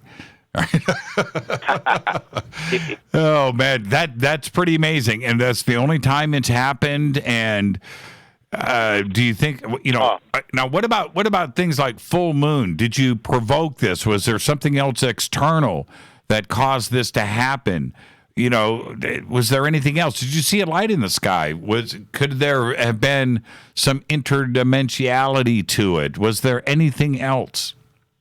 I can't think of anything else like that could have triggered it or, could have caused it. But I did finally, like the next night I'm standing at the top of the stairs. It's nighttime, right? Right. And dark. And I was like, I had goosebumps all over me, and I was calling myself I'll say wimp. Right. I said, Paul, are you a wimp? I said, you're going to walk down these stairs and go down to the dock. And I'm standing there looking down the stairs, and then I went, no, I'm not. but I'm okay now with it. I went out and slept on the dock over the summer, and, man, something did happen around 2:30 in the morning. I woke up, and I was laying there. I think I started looking at my phone until I went back to sleep. But about 50 feet away in the woods, I heard something big crashing around, and then I heard it started snorting, like a deer snort. And I was like, what the And I just laid there. I'm like, well, I'm not getting up. I'm not going up there the hill. I'm just going to lay here and be quiet and, and I don't know what it was, but it sounded like a deer, and it was big. What were the legs like? Was it just human from the neck down? Is that what you're... Yeah. I think it was human from the neck down, but to be honest with you, I didn't look down at its legs. What about... Okay, Paul. I was just staring at its face while it was coming at me, Yeah, Paul, I've got to hit a break, and I want to thank you for this. So 2 quick questions. Sure. Clothes. Shoes, clothes, jacket? No, I didn't notice any kind of clothes. So he was buck naked? I can't say for sure, because like I said, I didn't look down. I mean, honestly, that thing was locked its eyes on mine, and I was locked on its eyes. And right. And, and it was kind of dark, too. That's going to cause some crazy dreams tonight to this audience. I really appreciate that, myself included. Nice. Thank you so much, Paul. Be safe and be well, man. Okay? Hey, you too. Thanks, man. Thank you so much. That's a great phone call right there. That's that. We have a lot of experiences and sightings and things that happen on this show, and we take these calls. That's right up there. I've been doing this show for a long time. I've been listening to shows like this for much longer than that. That was a good phone call. Thank you so much, Paul. Don't worry. Somebody's going to come up to you and go, I heard you last night on Fade to Black. I'm your host, Jimmy Church. This is Fadernight, Thursday night, open lines all night long. I'll be right back after this short break. Stay with us.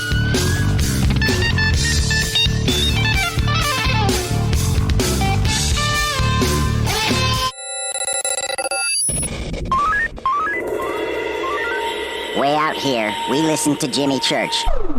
You're listening to Fade to Black. Always on the edge of the hottest alternative talk. Jimmy Church with Fade to Black. KGRARadio.com. ¿Qué tal, mis amigos? Yo soy Mario Carson, el tiburón, y los invito para que escuchen a mi buen amigo Jimmy Church Radio. ¡Claro que sí!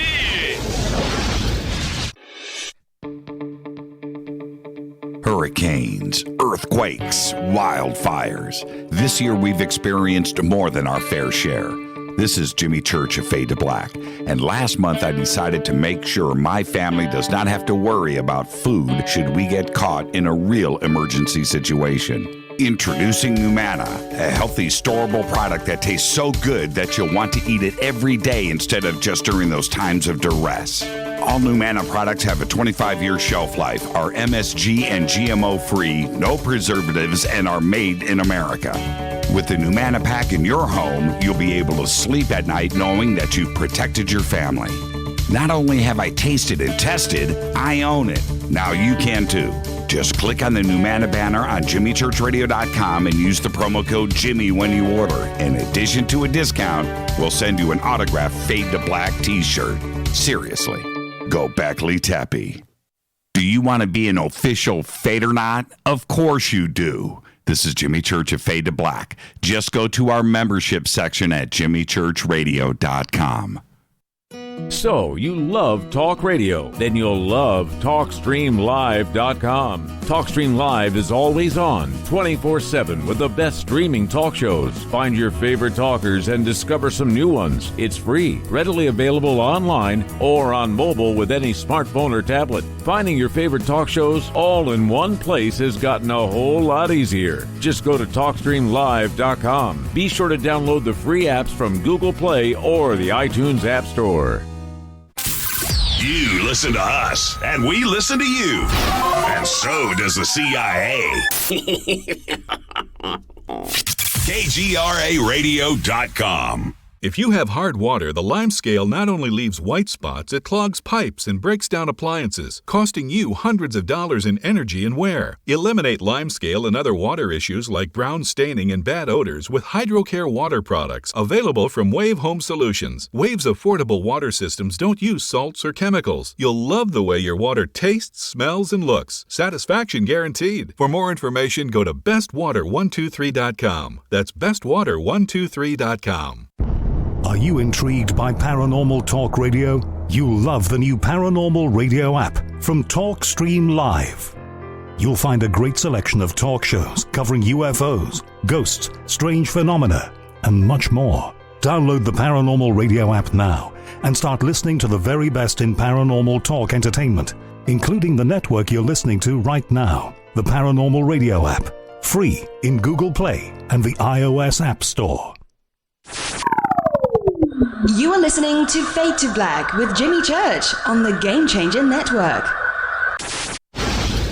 Oi, oi, I'm Reese Evans. You're listening to Jimmy Church. This is Revolution. The revolution will not be televised. The revolution is on radio. Ciao.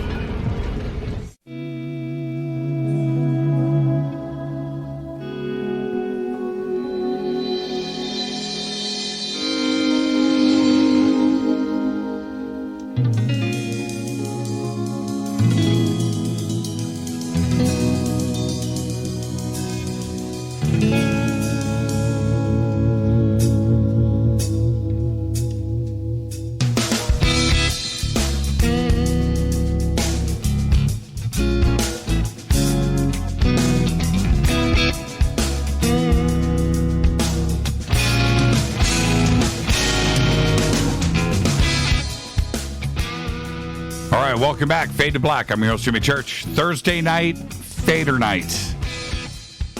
Best night of the week on the Game Changer Network and KGRA The Planet.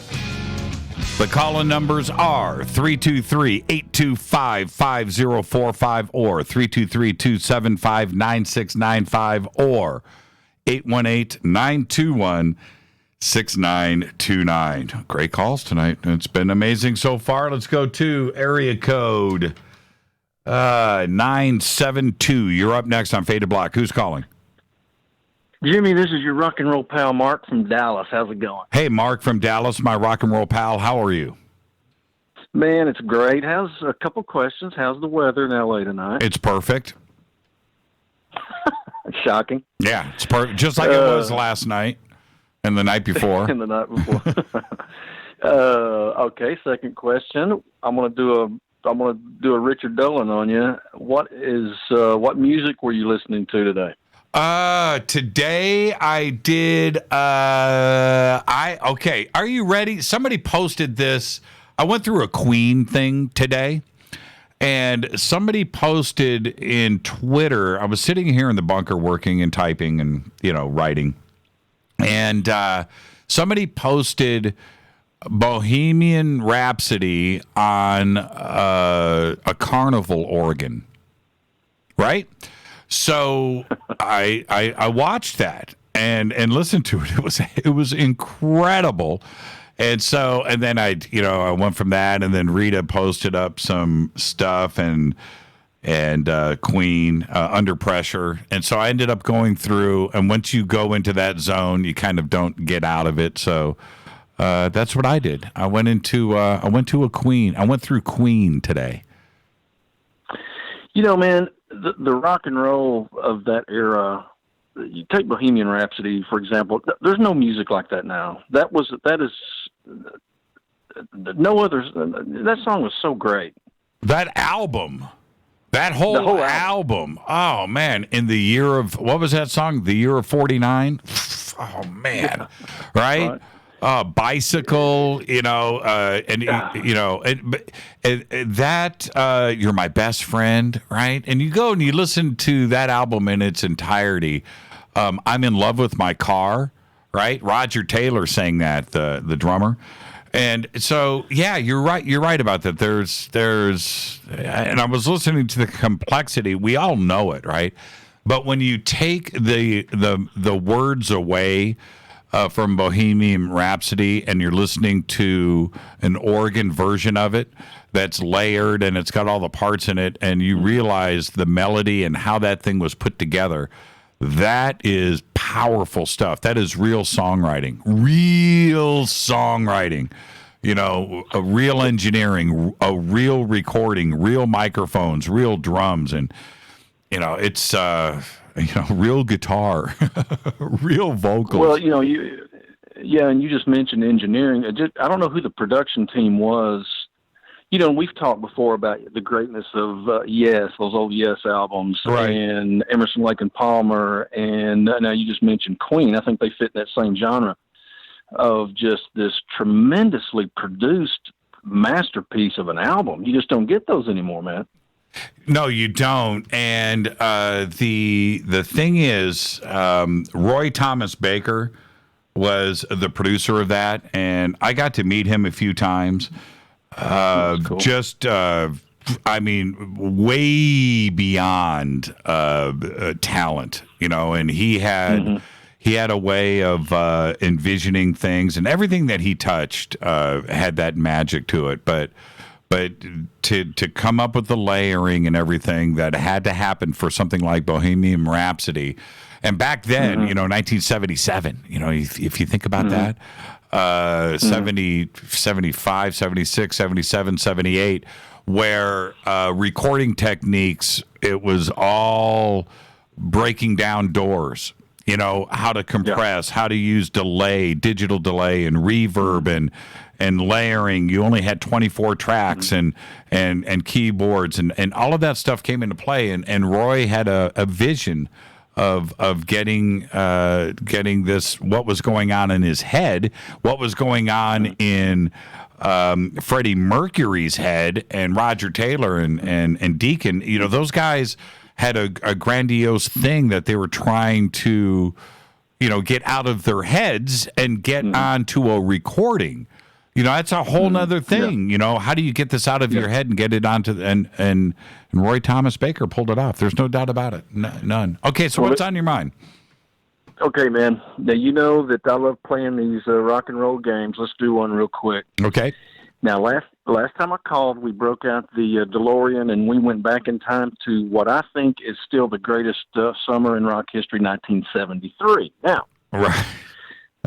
So I got the DeLorean back out of the garage. Okay. So here's what we're going to do. We're going to play the time machine game again, only this time with a caveat. We're going to concentrate on bass players. Okay. So I've been you're talking about a Queen mood. I've been in a bass playing. I've been listening to badass bass players all week, and so I thought I would throw you some bass players competing against each other. Okay. So. All right. You ready to go? Yeah, man. All right, I got the DeLorean fired up, and the first night is March 14th, 1985. Oh. There's two shows going on at once. I probably went to one of them. Okay, so you may have. So the first show is at the Kabuki Theater in San Francisco, California. Okay, hold on. Kabuki Theater, I'm going to preempt you. Was it Stevie Ray Vaughan? Okay, so it's gonna be Metallica. Metallica at the Kabuki in 1985. So okay, March 14th, on the night of March 14th, 1985, the first band and the first bass player we're going to talk about is Metallica. That was the great Cliff Burton before he died. That's right. Now, Cliff Burton was a true badass. He could play a bass like a lead guitar. Now, in 1985, 85 at the Kabuki, that is right before he died in Europe. He died in 86. That's So right. it was just a few months. It was just a few months before he died. That's right. That's right. Now, he competing against that greatness at the Lee Civic Center in Fort Myers, Florida, same night, March 14th, 1985, is a little band called Rush and Geddy Lee. Right. Okay, now, you pick which show you want to go see that night. That's Geddy Lee and Rush or Cliff Burton and Metallica? You know that's an illegal question. That's not even fair. That's not even fair. It's not even. I mean, it's truly it's unfair because there's not a correct answer there. And well, both answers are right. Yeah, both answers are right. Both answers are right. And now, okay, so then let's DeLorean this a little bit, okay? Because because we know now that Cliff died right after that. Okay? Now, would that, if Cliff was alive today, would that change? Because that's an opportunity to see Cliff Burton before he died, and Geddy Lee's still around, right? So that throws a little wrench in it. But if this was 1985 and I don't know the future, right? The little DeLorean caveat in it, and I had to make a choice that night in 85, I might go Rush. And the reason why I would go Rush, because in 1985, Rush is coming off of 2, 3, 4 albums back to back to back that were seminal in rock and roll, right? So strong. Moving Pictures, right? Think, and the strength of what Rush was. Rush might have been in 1985 at their peak. Getty still had his voice. Neil was playing like a right, and So if you think about that, Rush was at their peak, and that's probably where I would go. At that in 85. In 85, Rush is a different thing today. I don't know if I would go see Rush today. Well, I might, because of emotions, but now knowing that Cliff died in the accident in Europe a couple of months later, I don't have Cliff today. So with that knowledge, I think I would go see Metallica at the Kabuki. So I don't know. I don't know. So we'll call that one a draw, but I think, like you just said, I believe I would have to go see Cliff Burton. Knowing what I know now, I would love to go back and see him tear it up when he was at his peak, man. He was amazing, man, just amazing. And just go back and you listen. The thing was about Cliff, and I've got a lot of friends, man, that knew him. I never got a chance to meet him.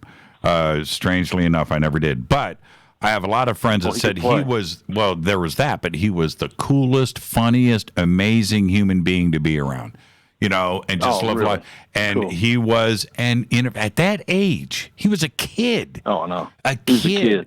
And was innovating, breaking down doors, like everybody did at that age, where you had Eddie Van Halen or Randy Rhoads, these cats that were running around breaking down doors. Right? Well, the golden age, man. And he was one of them. Golden age. Mark, thank you for that, man. Okay. All right, man. I enjoyed it. Yeah, thank you so much. That was amazing. You got to do this every we got to do this every Thursday night. Well, I've got many more of these, so you don't mind if I call in and do this occasionally, do you? I do not. Do you have a T-shirt? No, sir, I do not. Okay, write Rita right now. Send her an email, and I'll get you a T-shirt in the mail. All right, thanks, brother. You have a good night. Thank you, Mark. That's what I'm talking about. Right there. Let's go to area code. That was a great phone call. Area code 971. You're up next on Fade to Black. Who's calling? Hey, Jimmy, it's Roger. Roger who? Roger Taylor. Richards. Roger Taylor from Queen. We were just talking about you. I wish that was me. Roger Richards calling in to Fade to Black. All right, I'm taking off. It's my first time, dude. I'm taking off guard here. Okay, how are you, Roger? Well, I can imagine I know how you're doing right now, but How you doing, Roger? I'm doing good. I'm good. I'm just hanging out with my wife, decompressing from the long day and listening to your fine, suave voice.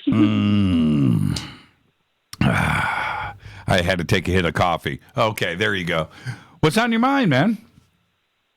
You know, it's funny. I was sitting here just kind of with my wife, and one of the things that, we talk about a lot is her history in India and a lot of the stuff, the ufology stuff that kind of comes up there in the, kind of unacknowledged villages that are, undocumented people. And she grew up there and had some really, really interesting experiences happen while out there. And it's funny because in the movie I've been working on with David, he goes into, the history of the Vimana and things like that in the Mahabharata.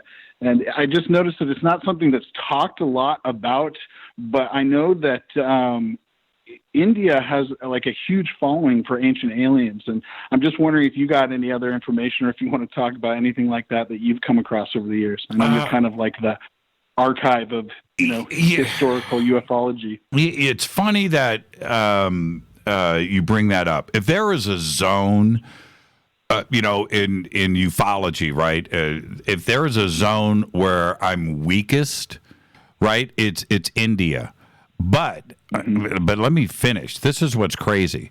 It's also an endless well of information, right? It goes back tens of thousands of years. There's so much to know, so much to learn. But I'm not alone here. I'm not.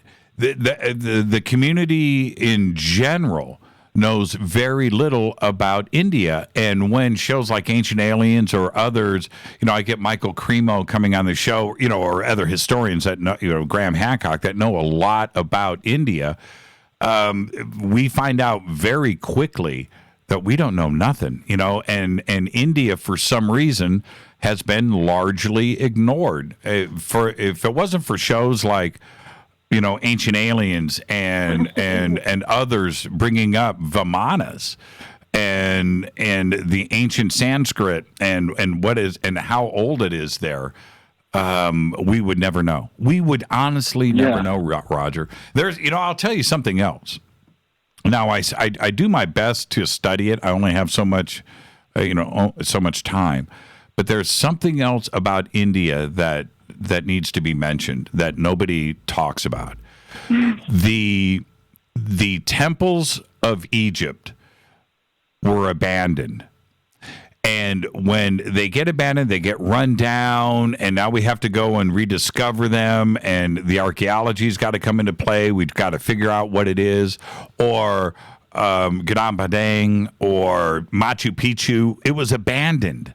It was abandoned, right? We discovered it. India is different. India is a continuous civilization and religion that has been going on for thousands and thousands and thousands of years. Those temples haven't been abandoned. They don't look old to us because they still use them, right? They still take care of them. They still paint them. They're fresh. They're there. And so we don't look at it as being like ancient because we're not. There's nothing to discover, right? It's still there and in use today. That is fascinating to me. It's a fascinating aspect. So when you go and you talk to somebody about a temple, this temple has been up and running and in use for, and then you fill in the blanks, and you're like, oh my God. And we don't have that concept of age. Right? It's not exactly. Yeah, it's a mind-blowing concept, and we don't understand that here. Well, we kind of do. We know we have McDonald's here, right? We have McDonald's. My wife is chomping at the bit to say hi to you and say something. Well, I've never met her. What's her name? Her name is Nazreen. That's right, Nazreen. How are you, Nazreen? Hi, I'm good. How are you? I'm doing great. We've wanted you on the show over the years, and now it's happening in a very strange way. I know we were just sitting together, and I was like, "Who are you calling to?" And he was like, "We are on the Jimmy Church radio station." I was like, "What?" And I was like, "How?" I was like, "I'm just calling in." Nazarene, So just do me a favor, Nazarene, because I'm a fan. Can you say hi, Rita, right now? Just say hi, Rita. Do it for me. I'm a fan. Say hi, Rita. Hi, Rita. There you go. So, my comment that I wanted to make, and I want you to laugh about this when I say we have McDonald's, in that for us, McDonald's, and what I mean is McDonald's they're all over, they're new. That to us is, if you see a 50-year-old McDonald's here in the United States, that's like old to us. And it's and over in India, where you guys, your temples, your cities, your civilization, your culture has been ongoing. So for you over there, everything is current, right? Right. Yeah. You know what I mean? It's like it's still fresh, and that's what I mean. Right.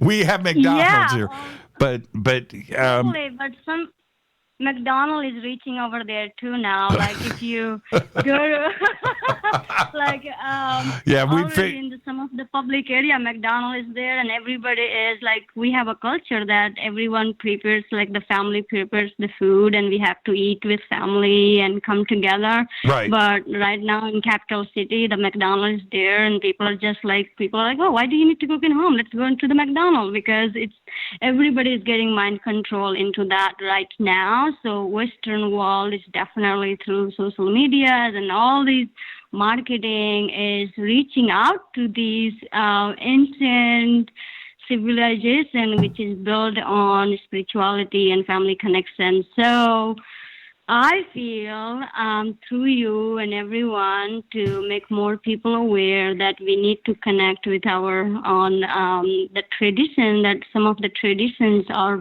very, very powerful, and it's built on the principles of love and compassion and service to nature. And so what I wanted to talk here a little bit about is the whole world is aware of Buddhism and Buddhist culture, Buddhist philosophy. And right now I'm working on the project in one of the village, which is undocumented. Every year they have floods, and whatever they rebuild gets wiped out. And it's very close to where Lord Buddha born, like literally 5 or 10 kilometers away from there. And the people are like so much intense suffering, like they don't have access to clean water, and a lot of like suffering is happening there. And I'm just wondering why in such a sacred place where Buddha meditated for decades to actually build peace, and in that place, why this type of suffering is happening and nobody's talking about it? I know. Undocumented. Listen, Nazarene, let me. I have to say this for the audience. They don't know about your activism and what you have been doing around the world for India, the speaking that you do. The commitment that you have made to all of this. This is your life. This is what you do. And the audience is hearing from you for the first time. I want you to share right now, where can everybody go and check out your projects that are ongoing right now in India on so many different levels of taking care of the communities there. It is what you do. You deserve a medal. Okay, so please take the opportunity right now to tell everybody where they can go and check it out. Thank you so much. I really appreciate that. People can follow us on Facebook at Local Women's Handicraft, and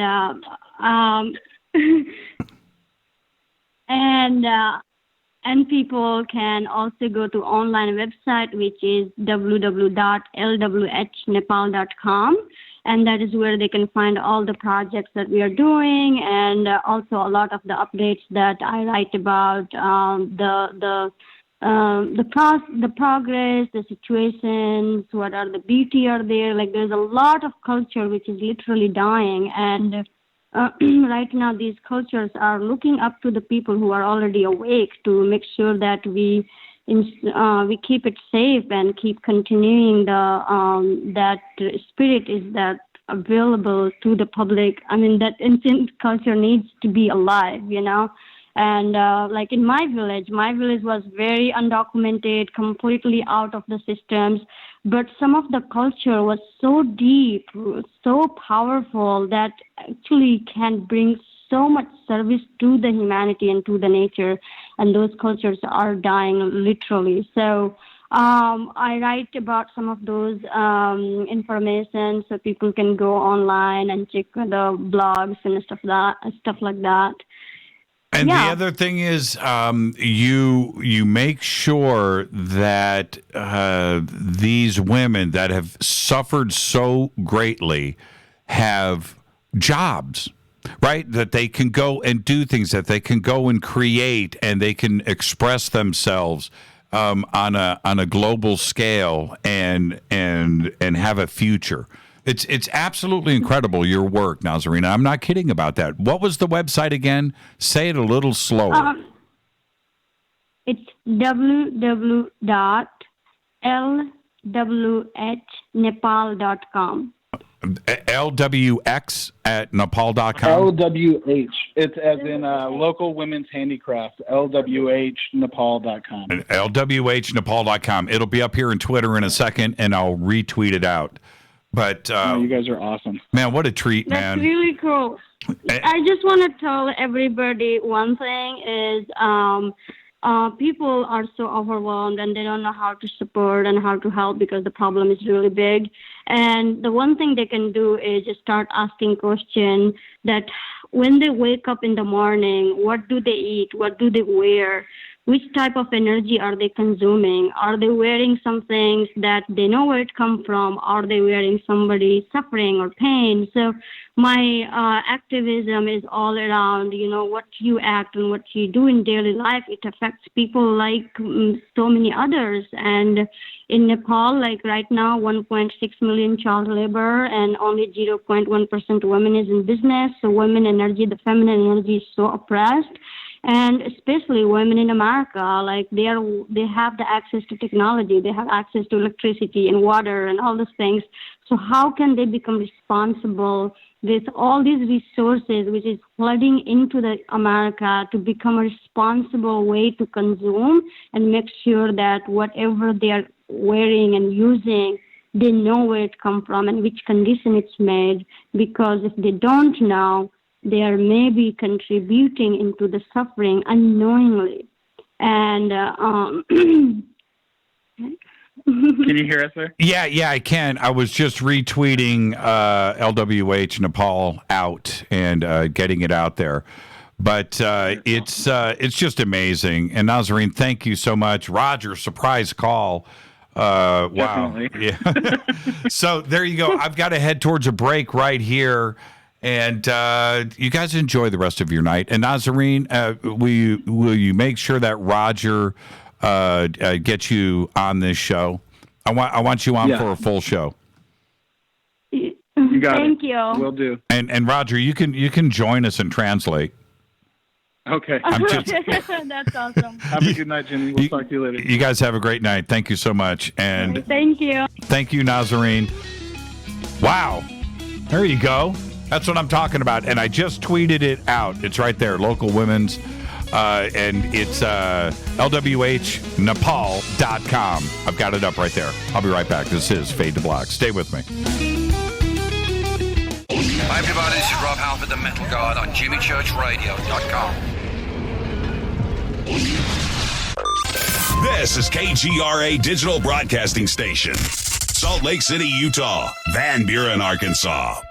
Poor water quality is a major health issue, and it's only getting worse. Municipalities can't keep up, standards have dropped, and pollutants are increasing. Where does it all end? It ends by keeping the pollutants outside of your home with HydroCare's advanced systems available at Wave Home Solutions. No less than the best purification materials and processes have been developed by HydroCare to provide you with healthy, clean water for drinking, cooking, and showering. HydroCare far surpasses the competition in removing chlorine, odors, iron, lead, chemicals, limescale, and much more. Don't settle for less when it comes to your water. We'll take care of the toughest water problems for you, whether it's from a city or well source. Satisfaction guaranteed. For more information, call 888-997-WAVE. That's 888-997-WAVE. Or go to bestwater123.com. That's bestwater123.com. Wave Home Solutions for a healthy, comfortable home. Your contact for current news and trending topics. KGRAradio.com. Does your basement or crawl space have a damp, musty smell? Well, watch out. That's a sign of too much moisture and not enough ventilation. And that can mean increased mold growth and the buildup of harmful toxins and gases. Don't bother with a dehumidifier. It just circulates the same unhealthy air. Now there's a better way to remove these dangers and odors. It's with the computerized Wave Moisture Control Unit that reduces moisture and expels pollutants. We replaced our old dehumidifier with the Wave unit, and in only 3 weeks, our basement is dry and the musty smell is gone. Wave units require no maintenance, no buckets of water or filters, and costs only pennies a day to run. Breathe better, live healthier with an affordable, no-maintenance Wave unit. Call 888-717-WAVE, 888-717-WAVE, or visit dryhealthyhome.com, dryhealthyhome.com. Ride the wave. Wave Home Solutions for a healthy, comfortable home. This is Jimmy Church of Fade to Black, and I only drink Fade to Black blend coffee from River Moon. Just click on the River Moon coffee banner at jimmychurchradio.com. Promo code F2B Blend. So are you tired of being tired? Well, then it's time to get the tea. Hey, it's Lisa here to tell you about this all-natural, all-organic tea I've been drinking that has had great results for over 20 years. It's called Life Change Tea, and it's specially formulated to help detoxify and cleanse your kidneys, liver, colon, and blood all at once. The colon is one of the most ignored organs in the human body. The faster that waste is eliminated from the body, the less time that waste sits in our intestines, spreading toxins to our bloodstream. This tea helps cleanse chemicals caused by outside intruders from our entire digestive system. And get this, weight loss can be a side effect. And with continued use of the tea, you can experience clearer, healthier, younger looking skin, increased energy, and a happier outlook on life. So if you're tired of being tired, get the Life Change Tea at getthetea.com. That's getthetea.com. And like me, you'll be glad you did. Did you know that when you're on the road with limited data or Wi-Fi available, you can still listen to every minute of Fade to Black by just calling 605-562-4482. No smartphone, app, or internet needed. It saves your data plan and no extra cost if you have unlimited minutes. Just call 605-562-4482. You can listen to me, Jimmy Church, on any phone, anytime, anywhere. Go Beckley Tappy.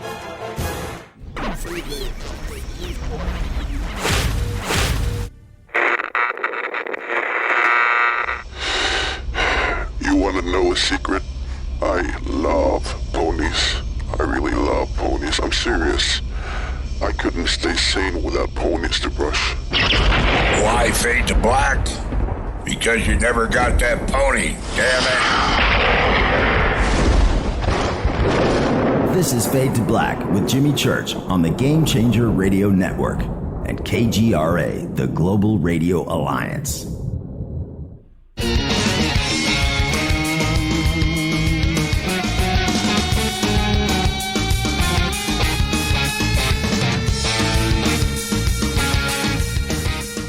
All right, welcome back. Fade to Black. That's a pretty good, Karen. That's pretty good. I dig that. Follow me on Twitter at JChurchRadio. At JChurchRadio. Hashtag F2B is the sandbox. Thursday night, Fader Night, open lines 323-825-5045 or 323-275-9695 or 818-921-6929. And before I get back to the phones, I got to do this. Boom, done. I'm sorry. I am seriously behind the ball here. And so there you go. All right. Boom, done. There you go. Oh, man. Computer crash. I hate that. Blue screen right here. You want to see what it looks like? That's a blue screen, man. Right there. Right in the middle of everything. God, man. Just like that. Blue screen. Boom. Done. Let's go to the other phones. That phone line's got to reset. I apologize to all of the callers that was on hold right there. So I'm going to swing it back. I'm going to open up this one. 707, you're up next on Fade to Black. Who's calling? You're live. 3, 2, 1. Hello, Jimmy? Yes. Did you say area code 707? Yes, I did. I missed it. I almost missed it again, but there wasn't food in my mouth this time. Okay. This is Janine from Humboldt. Hi, Janine. How are you? I'm doing great, Jimmy. I'm doing much better than I was earlier this week. Oh, good for you. Good for you. What's on your mind tonight, Janine? Well, you're familiar with the Defense Information School, with DINFOS, right? At Fort Harrison. Yeah. Now, do you know that Fort Harrison shut down? Well, I heard that part of it did. The Finance Center's still open, right? Well, Navy paychecks come from Ohio. Okay, well, I don't know. Okay, so... but anyway, what I just... DINFOS was on the base closure list. Fort Bend was on the base closure list in the 90s. Okay. And so they moved DINFOS to Fort Meade. Okay. What else is at Fort Meade? You tell me. What else is at Fort Meade? The NSA headquarters? Oh, yeah. Well, of course, that. Yeah. So they put the School for Military Journalism and Public Affairs in the same base where the NSA is. Well, that makes sense. I would do that, wouldn't you? I don't know. I don't know. It just kind of feels weird that the NSA may have some. Man, is that a rock? What is that? Background. It just feels weird to me that military journalism. I don't know, and I wonder how much military journalism has changed in 30 years. When I was there, back then they taught us old school journalism. Yeah, the 5 W's and H. Right. If you're not answering at least 4 of those 6 questions, right? Who, what, why, where, when, and how. Right. It's basically fake news. Right. And we were never allowed to use unnamed sources. And so it's just something I didn't know if you knew about, that DINFOS had moved to Fort Meade. And why do you think that's a good idea? Well, see, let me paint a picture as quickly as I can for the audience. Unless you are in the military or have been raised in a military family and have been exposed to the military's network of broadcast journalism, print and radio and television. Used to call it AFART. Yeah, that's right. And so unless you are part of, you don't even know about what goes on. So this is what the military has: their own newspaper. They've got their own magazine. They've got their own radio. They've got all over. Every Army base has got their own newspaper. Then they've got their radio and television. Well, I did it all. Yeah, let me finish. Hold on, Janine. I'm getting there. Okay. In that, then they have their national and worldwide newspapers and magazines. Then they have their local news. They have their own news broadcast. They have their own television shows. They have their own radio. On board ship, we have CCTV. We did the news. On board ship. So what you have are different ranks of the military. It doesn't matter, male and female, that are going through broadcast journalism school. They graduate, they become newscasters. They become, and they're in uniform doing the news or the weather or local. They're out doing local news stuff around the base, whatever it is. And then they do the same thing on the radio. Well, they all have to go to school, just like anything else in the military.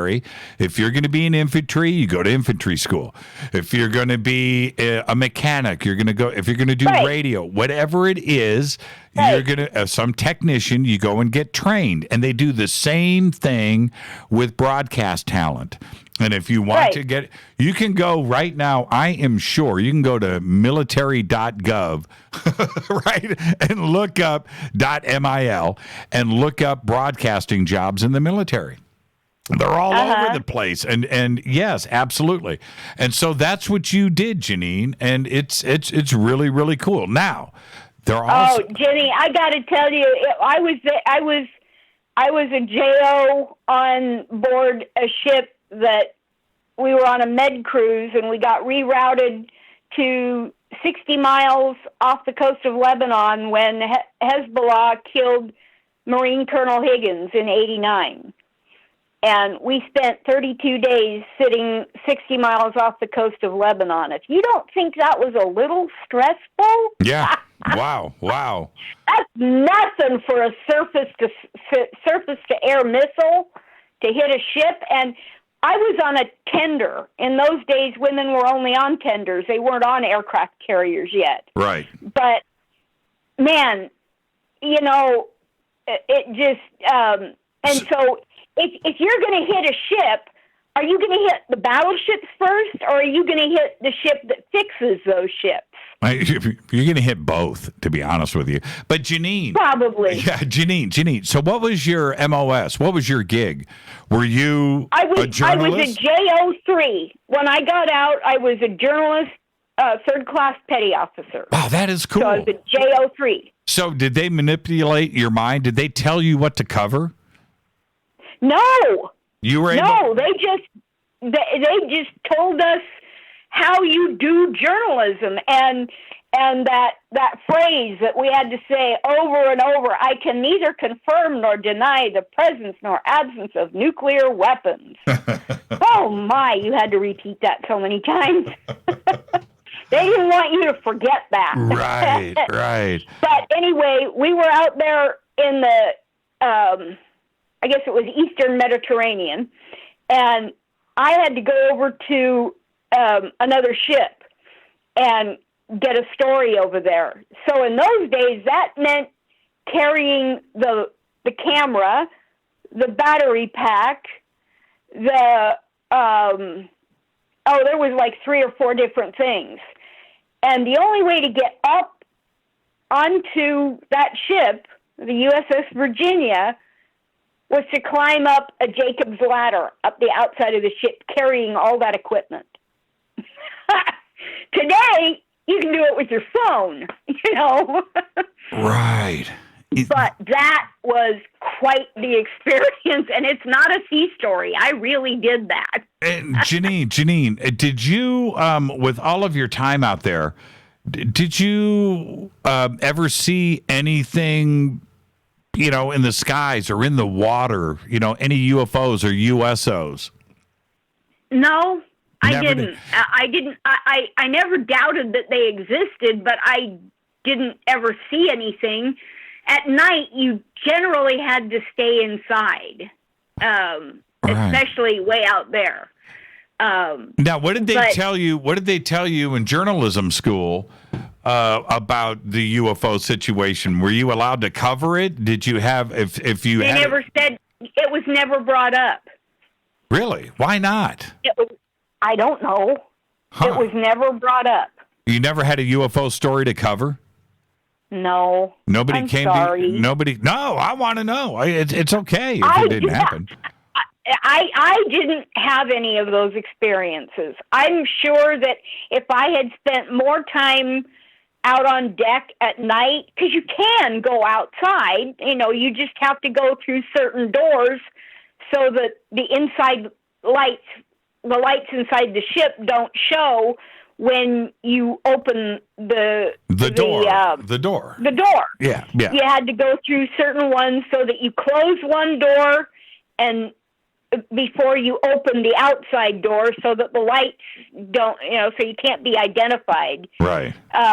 And I just, if I had more of an interest in that back then, I might have spent more time on deck at night, but I didn't.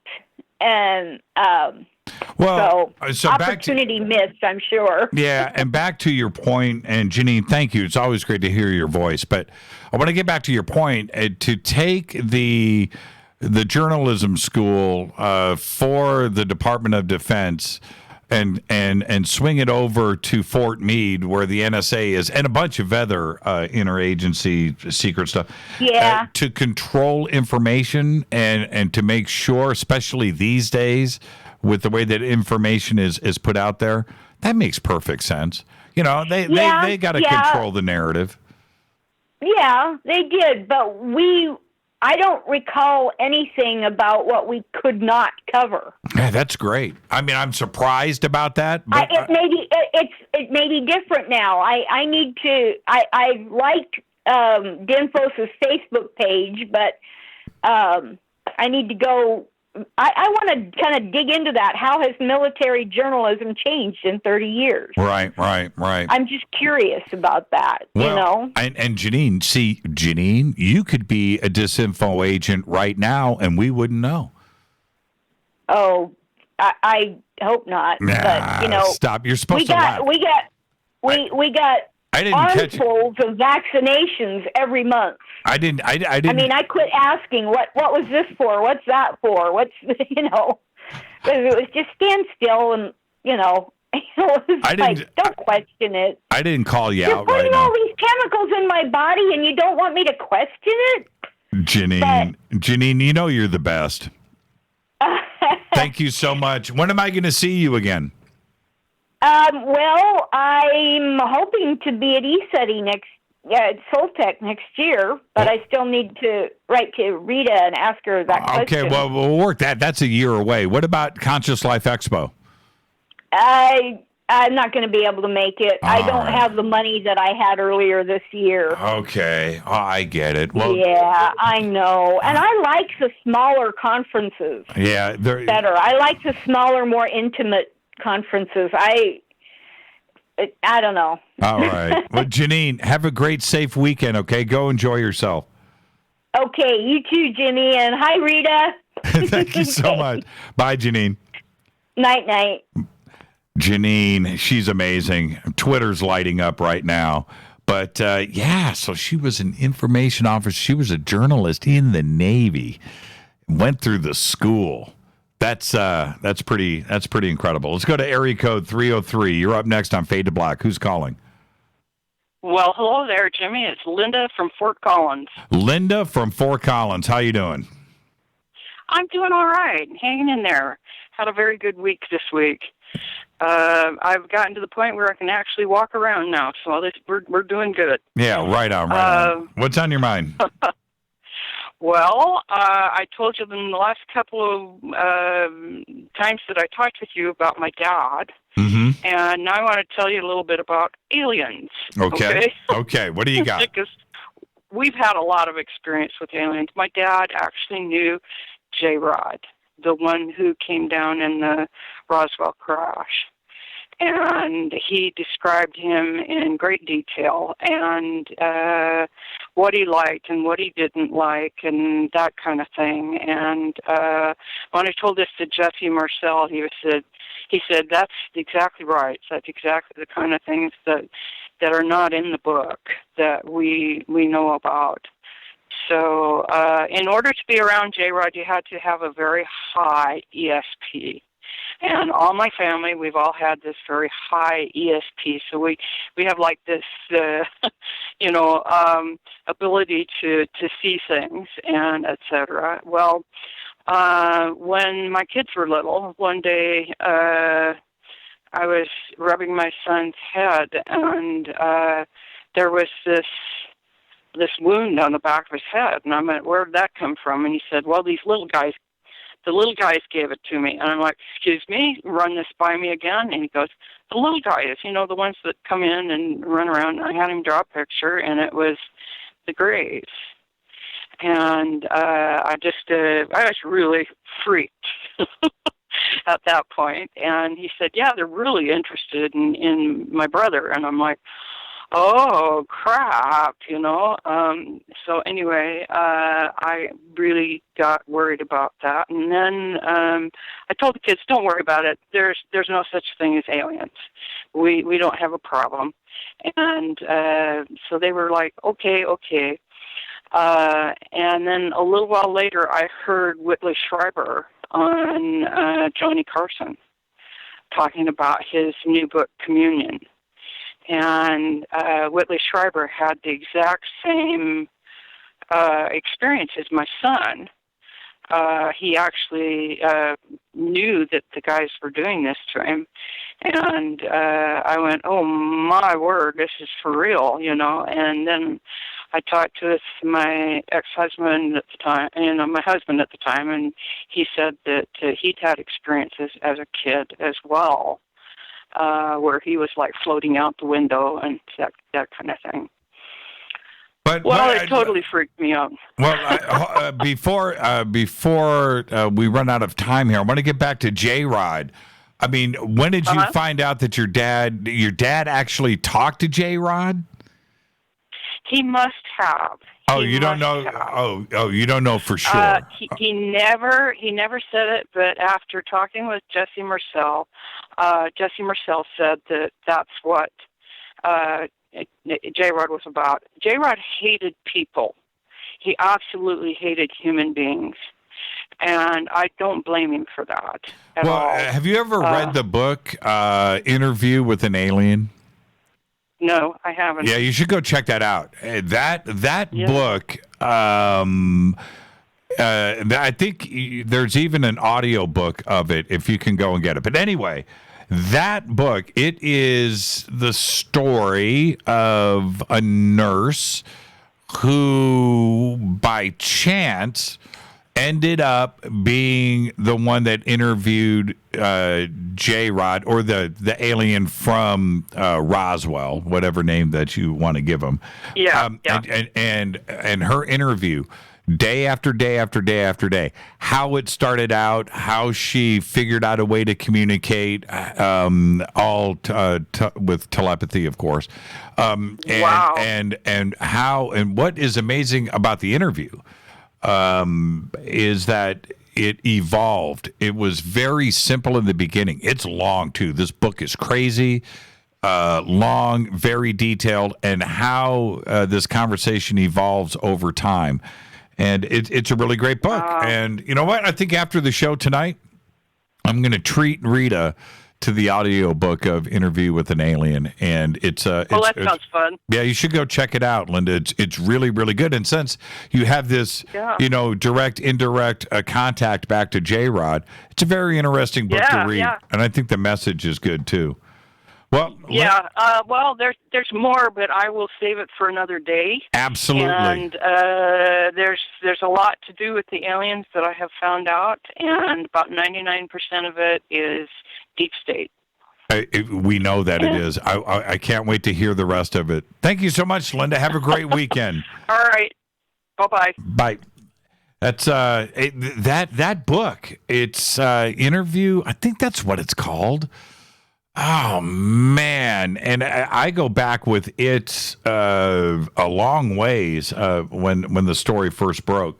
Let's go to, I don't even know where this call's coming in from. Hi, you're live on Fade to Black. Who's calling?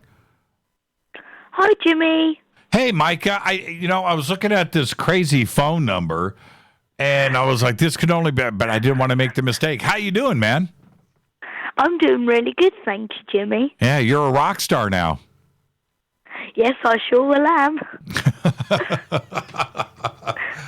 Oh, Micah. So, what's on your mind tonight, my friend? Well, I just wanted to phone in to see how you are, Jimmy. I'm doing great. I'm doing even better. I've been listening to all your shows. Right. And I wanted to phone in tonight because I haven't been on for a long time. Yeah, it's been a while. You're busy. Yeah. You're a rock star now. You don't have time for little. I am very busy with school. Yeah, you don't have time for little guys like me anymore. Yeah, but now it's half term. Woohoo! So the other night I had on, or I think it was last night, Nick Redfern was on, and I told Nick about you. Yes, I did hear that. Oh, you did? You checked that out? Pretty cool, huh? I came home from my nanny and granddad's because I had a night over there. Yeah. And then I came downstairs and straight away Dad said, "You have been mentioned on Jimmy Church," and I was just like, "Wow, impressive." So Micah, what are you talking about on your podcast these days? What are you guys talking about? Just well, we could talk about experiences. We could talk about. No. We could do Micah, Area 51. Micah, I asked, what are you guys talking about on your podcast? What are you guys talking about? We're talking about. Well, we've only just getting guests on now because we've only just noticed and we've gone to YouTube. And the point is that some of them are really good guys because they experience us to do all of this in the future. And I'm going to obviously keep on going because this is my future at the moment. If I keep on doing this. You're doing great, man. You're doing great. And I'm going to give you some advice. And never forget what I'm about to tell you, okay? Okay. Your best show is your next one.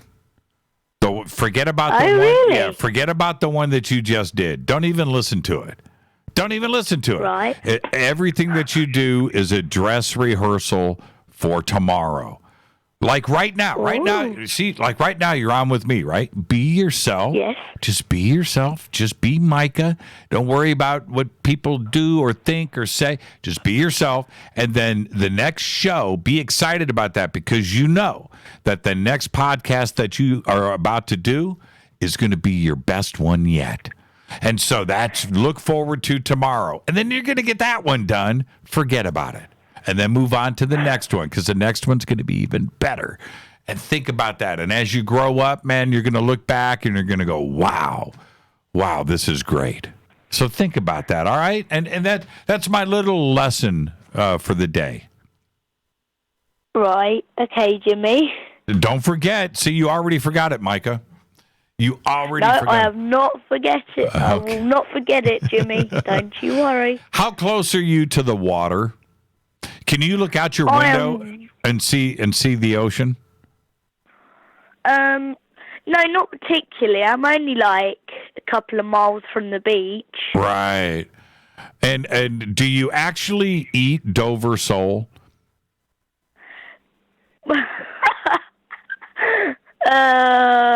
Do you? No, I don't like fish and chips. Why you don't go? You do. Stop, Micah. There's no way. You don't go down to the harbor with everybody else and get fish and chips and look at the boats and check out the seagulls? I get sausages and chips. Oh, man, you got to do fish and chips, man. Sausage and chips is good, too, though. And I don't like the batter around it, but the white fish, I love it. The batter's the best part. Hey, do they still, and your mom's going to laugh when I ask this question, I hear her in the background. Do they still serve it like in newspapers? All right? No, they don't actually anymore. Oh, they don't? See, no, actually, sorry, yes, they do. I see your mom said, yeah, they do. Yeah, they do. Where can everybody listen to your podcast before I go to commercial? Where can everybody go and listen to it? you can either listen to our Facebook Live or our YouTube Live. Okay, and what's it called? Fascination Street with Jimmy Pearson and Meek Pearson. There you go. That's what I'm talking about. You're a rock star, man. And give my best to your mom and dad, will you? They're probably right there babysitting. Oh, okay. Right? Hey, Micah? Yeah. Do you have school here in a bit, or are you off? I'm off until Tuesday. Okay, so there you go. So you don't have school in the morning. Okay. All right, so enjoy the rest of the show, man, and just thank you. You're welcome, Jimmy. Thank you so much. The Fascination Street with Jimmy Pearson and Micah Pearson. Thank you, Micah. Have a great night. Great day. Bye, Jimmy. Go get some fish and chips. Go down. Have your parents take you down. And check out the batter. Okay, Jimmy. Check out the batter. I'll talk to you, Micah. Have fun. Bye. Bye. Micah Pearson right there. Man, that's cool. I mean, it doesn't get any better, really, when you have a rock star like Micah Pearson calling into Faded Black here on a Thursday night here, Fader Night. All right. I'm going to take a quick break, and when I come back, of course, it's going to be more of your phone calls. Let me do a few things here, and I'll be right back after this short break. It's Faded Black. I'm your host, Jimmy Church. Follow me on Twitter at JChurchRadio. I'll be right back. Stay with us.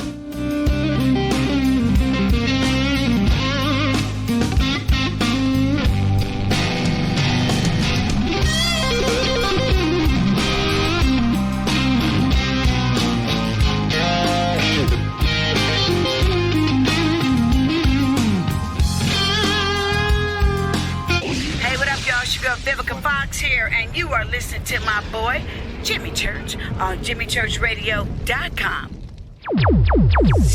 Despite popular opinion, reading a book will not make you smarter. But listening to Jimmy Church will. Hurricanes, earthquakes, wildfires. This year we've experienced more than our fair share. This is Jimmy Church of Fade to Black, and last month I decided to make sure my family does not have to worry about food should we get caught in a real emergency situation. Introducing Numana, a healthy, storable product that tastes so good that you'll want to eat it every day instead of just during those times of duress. All Numana products have a 25-year shelf life, are MSG and GMO-free, no preservatives, and are made in America. With the Numana pack in your home, you'll be able to sleep at night knowing that you've protected your family. Not only have I tasted and tested, I own it. Now you can too. Just click on the Numana banner on JimmyChurchRadio.com and use the promo code Jimmy when you order. In addition to a discount, we'll send you an autographed Fade to Black t-shirt. Seriously, go Beckley Tappy. This is Jimmy Church of Fade to Black, and I take Life Change Tea supplements every single day. It's what I do. Click on their banner at JimmyChurchRadio.com. When you take the beans from Central America with dashes of Indonesian and African mixed in and then roast it to the dark side of Fade to Black, you create the ultimate brew of fringe. Introducing the Fade to Black blend from River Moon Coffee. Yes, River Moon's darkest customized roast was created for the love of Fade to Black. The alchemy of masterful roasting and smoking the beans is in every sip of this full-bodied, dark Java. I need my coffee dark, deep, with distinct bittersweet chocolate highlights, just like the bunker. Leaning further into the darkness of the roast is Fade to Black blend from River Moon Coffee. Just click on the banner at JimmyChurchRadio.com and use the promo code F2BBLEND for 15% off of your order today. Go Beckley Teppy. Hi folks, CBD is the home run hitter for health right now. Why, you ask? Because of what it does for the body. Unfortunately, I can't tell you all about the benefit. You know, there's reasons. Do your due diligence and log on to AncientLifeOil.com. That's AncientLifeOil.com. Ancient Life Oil uses organic ingredients and is blended in coconut oil for some of the best benefits. Legal in 50 states and non-psychoactive. Log on to AncientLifeOil.com. That's AncientLifeOil.com. This is Jimmy Church of Fade to Black, and my family is safe because of Numana Emergency Food Storage. Just go to the Numana banner at jimmychurchradio.com. Promo code Jimmy10. Are you intrigued by Paranormal Talk Radio? You'll love the new Paranormal Radio app from TalkStream Live. You'll find a great selection of talk shows covering UFOs, ghosts, strange phenomena, and much more. Download the Paranormal Radio app now and start listening to the very best in paranormal talk entertainment, including the network you're listening to right now, the Paranormal Radio app. Free in Google Play and the iOS App Store. Erica, Brittany, Gabby, and you're listening to JimmyChurchRadio.com. It's not a lifestyle we chose. We were born this way. KGRARadio.com.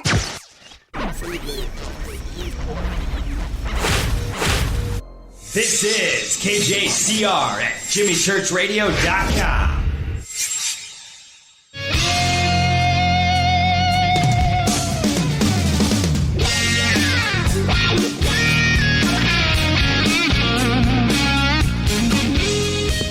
Welcome back, Fade to Black. I'm your host, Jimmy Church. I just got the word. Okay, a couple of things. One, the best Chinese food in Burbank is waiting for me after the show tonight. I cannot wait. My daughter, Deanna, hooking me up with the best spring rolls you've ever had in your life. I cannot wait. We've got 25 minutes. And then I get to shut this baby down. There you go. And also, Rita, she comes in. So I did my little rant right at the beginning, talking about those chia. Oh, man. Can't say chia seeds. But my rant, and I was talking about Almond Joys. So she comes in during the break. She goes, "You got Almond Joys in here?" I said, "No, but I got coconut clusters." She shut the door and walked out. Oh, it was classic. All right, let's go back to the phones. Let's go to, let's see, Eeny, Meeny, Miny, Mo. Let's go to area code 601. You're up next on Fade to Black. Who's calling? This is Jake. You hear me? Yeah, I got you, man. Who's this? All right, this is Jake from South Mississippi. I was going to talk to you about a UFO event that I had several months ago. Okay. You need to speak up, though. Okay. One thing being said is that have you ever heard of a UFO event that had flashing lights on the UFO? Well, we talked about it all night tonight. Had a few of those. Okay. So one night that we saw 7 different figures in the sky, and then every seventh one, every one of them had a triangle of red lights. So with that being said, so every single one had a small triangle of red lights that were in a line, and they all sounded like kind of like a generator. You know how a generator sounds? Right. Right. Okay. So this is about 2013. So it was kind of right before or right after the whole drone, aerial drone situation started going on through, technology, all this and that. But we'd look up in the sky, and it was 7 objects that had a triangle of 3 red lights. Wow. That were completely in line. However, they all had every one of them had three red lights in a triangle the light of the red light was on. It would stay on. However, every single little object had a flashing light upon it. But the sound of it was ridiculous because it just sounded like 7 generators just floating in the sky. How high up? I would say probably 700 to 1,000 yards up. Not too high at all. Yeah, not too high. About a half a mile. That's close enough to see what was going on. Were they moving around, or were they like in a formation? No, they were all in a completely straight line. So it was It was 7 of them, and then out of all 7, there was a small triangle of red lights, and then it was just wow, wow, wow. I mean, just pretty much how a generator or a pressure washer, would sound. Is gas generated. What happened? What did they do?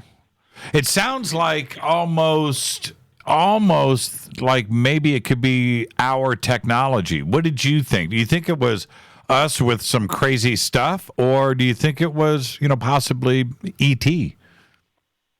Kind of both, because Good answer. At the time, we walked outside, and then we heard the sound. The first thing that happened is we heard the sound. So when we heard the sound, we're in rural South Mississippi, so there's a lot of farms going on. So when you hear something that sounds like a generator or a pressure washer or a tractor or something, you immediately just look out over, the next field or the land behind you or the side of you. And then at that time, we looked around and there was nothing there. And then we looked up, and then there were 7 figures in the air that, in a triangle. Each 7 had a very small triangle, like 1, 2, 3 lights. Did they fly? Did they fly away, or did they just hang out? What was weird about it was they just consistently flew in a straight line, and they just flew away into the distance until actually it just went away. Wow. That's pretty interesting, man. What year did this happen? About 2014. 2014. What was so weird is out of the 7 of them, each 7 had a blinking light on them. Huh. Very interesting. And it's a weird sound that you're describing too. It almost sounds like engines, but you didn't. Yes. But did you hear the sound of rotors like a drone would have, or did you see anything like that? The objects themselves. And I've only got a little bit of time left. I've got a bunch of calls, and I want to get these in before the end of the night here. Sure. Were they? You described the triangles of the red lights, but were each one of these objects a solid triangle? No. There were 7 of them in line, and out of one of each 7 had a very small triangle. So there's 1, 2, 3 of like 1 up front, 2 in the back, lined in a triangle of 1. That was 1, and then 1 through 7. Huh. And what was the shape of each individual craft? They was all individually a triangle. However, they was all exactly in line with each other, but they had their own same distinct noise. Yeah, I got you. Wow, that's a pretty good sighting, man. That's a pretty good sighting. I don't even know how to respond to that. So 7 black triangles, 7, each one had 3 red lights on it in the shape of a triangle, and every 7th one had a white light. Yes, every one. Before I let you go, or you let me go, is every single one, as what I just mentioned, had a blinking light, just as an airplane would. What was so weird about it is every single one of them had an airplane like blinking light of it. Huh. But yet they were black triangles. Yes. Yeah, got you. What was your name again? Jake. Jake, thank you for the phone call, man. That's a great sighting, and thank you for sharing that with us. All right, greatly appreciate it and love your show. Thank you. Yeah, thank you, man. Have a great night. That's pretty cool right there. I'm going to try to get all these calls in. Let's go to 514. You're up next on Fade to Black. Who's calling? Hello, Jimmy. This is Fred from Montreal. Hi, Fred from Montreal. How are you? All right, I'm doing good. Pot is legal now here. I know, right? Yeah, it's pretty weird. Yeah, it's pretty weird. So what's on your mind tonight, Fred? Well, first thing, I'll make it quickly. I'm very surprised that I learned on Tuesday, listening to Richard Dolan, about this trademark. I don't know the whole story. I just listened to the show. I wasn't sure what was going on, and I've looked at the messages on your YouTube site. Is that what happened? Is Corey Good really want to trademark SSP and 20 and back and all? I guess so. You know, I'm not his attorney or his trademark attorney. No, but is that what you heard? Is that what you were talking about with Richard? Well, that's what we were talking about with Richard. And see, the thing is, Fred, when it comes down to, look, I copyright every show that we do. Okay? I'm in broadcast. Okay. And so if you are out there and you have, it doesn't matter who you are. You could make wine, or you could, it's tennis shoes. It just doesn't matter. If you have a company where you're going to make products and you are going to have a good or service, whatever it is, T-shirts, cell phones, whatever it is, and you're going to name it, then you're going to trademark that name. You know, that's it. So if Corey, and I don't know what his business ventures are. I know that he has mentioned stuff publicly, and you can go and look at his trademarks, that he's trademarking stuff for comic books and maybe shirts and posters, and he's got a movie coming out next week, and you're going to protect your stuff. You know, that's it. But no matter what, that doesn't mean you can't talk about it. You know, I mean, you don't own the word. Like, okay, I'll give you an example. Nike, right? It's a pretty big company, right? Yeah. Okay, yeah. What's their trademark slogan that they have? Just do it. Just do it, right? Yeah. Oh, yeah. Wait a minute. You just said it. Does that mean you can't say just do it? Of course it doesn't, right? No, no. Right? So, and it doesn't mean that you couldn't use just do it somewhere else in your life. You know, I don't know.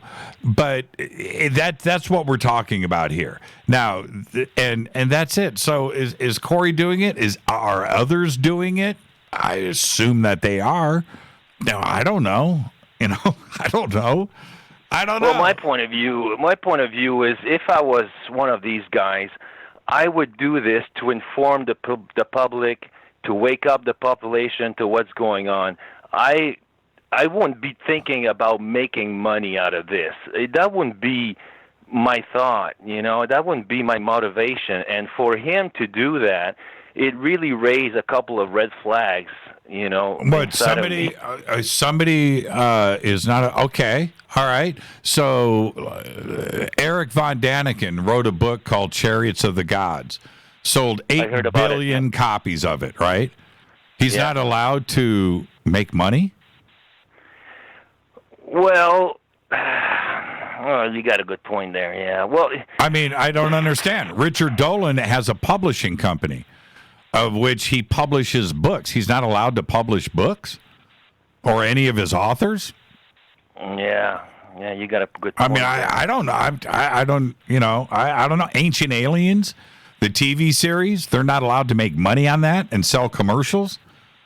It just doesn't make sense to me.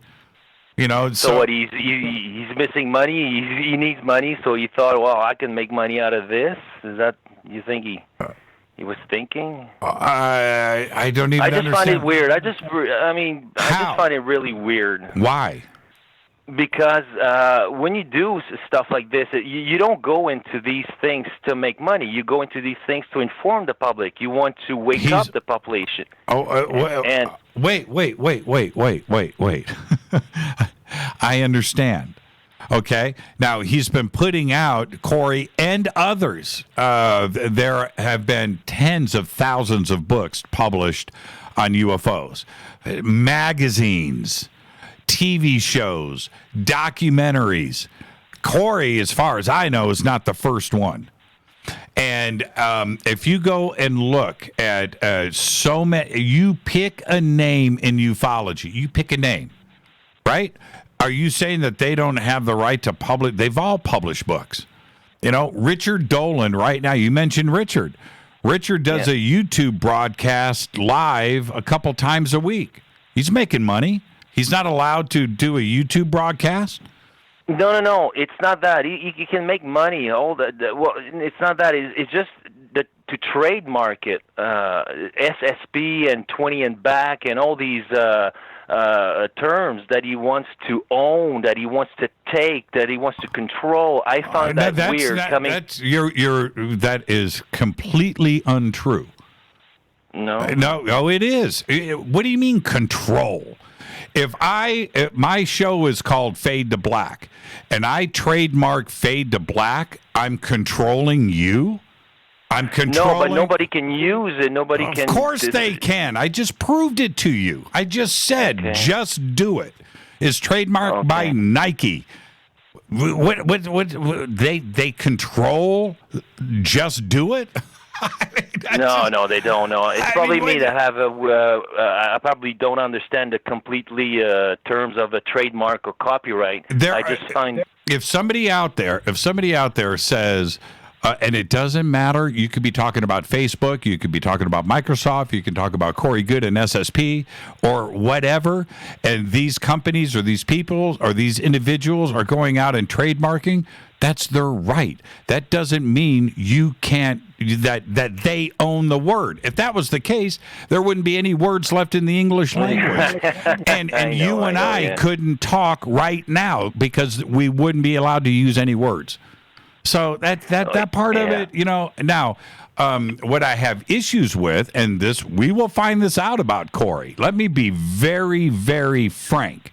If Corey or anybody else out there, anybody, it starts to act like they are owning words and are going to control the narrative or tell people what they can and just take somebody to court because they used something, they will be finished in this industry. They will be finished in ufology. They will be ignored. They will be banished. They will be sent to the corner, and they will have no respect from anybody, including myself. I'll make you that promise. And that's the truth.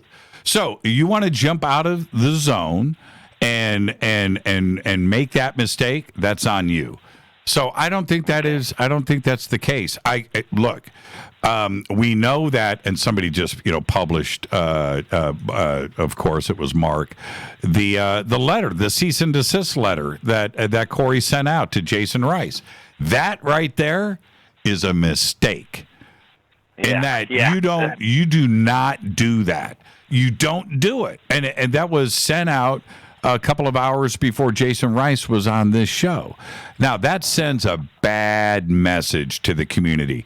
If you are about enlightenment and you're about going to the next level and another dimensional being and love and meditations and peace and all of that, if that's what you're about, you don't send this letter. And you don't send it to Jason Rice 2 hours before this broadcast. I find that completely offensive. So there you go. So maybe Corey will come out and apologize to Jason. Maybe he'll say, you know what, it was a mistake. My attorney was out of control. It shouldn't have been sent out, and I apologize for that. If I don't know what the future is, but certainly this community, by seeing something like that, would be a little bit more understanding. But that letter going out, no, it sends the wrong message. And that letter has nothing to do with Jason. It has everything to do with if they've got problems with a company that is using these terms, or possibly, well, you send it to that company, whoever it is. Send it to me. Send it to Fade to Black. But you don't send it to the guest on this show. That sends a wrong message, and the community is never going to forget that. That's the truth. All right, Fred, I hope I answered all of your questions, man. Behave. Yeah, thanks a lot. Yes, and I really like what Richard Dolan, just to finish, when he said 2 hours in the show, you were talking about pot, and Richard said that he doesn't mind that it's legal, but he said if you want to be on the top of your game, you shouldn't be using. So I stopped the pot on Tuesday, hopefully, because of that. Oh, man. Never listen to Richard Dolan. No, I have to. No. It's like Richard really said it. When I heard that, it was midnight here in Montreal, and when I heard that, it just smashed in my head.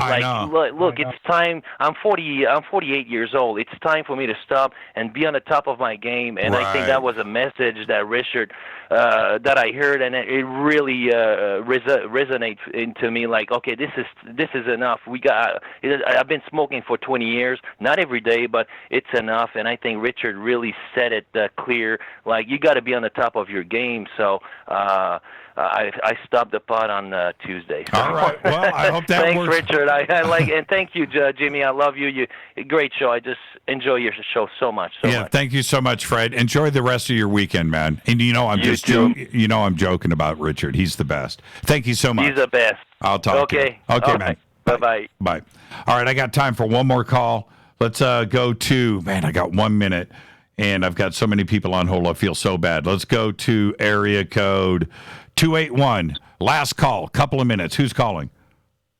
Hey, Jimmy, this is Liz in Houston. Hi, Liz in Houston. What's on your mind? I'm sorry, it's at the end of the night, but I wanted to squeeze in one more call. Sure. I'm a first-time caller and a long-time listener. Right on. But I have an experience that is so unusual, and I think that's why I'm so drawn to all these shows. I'm trying to find something similar.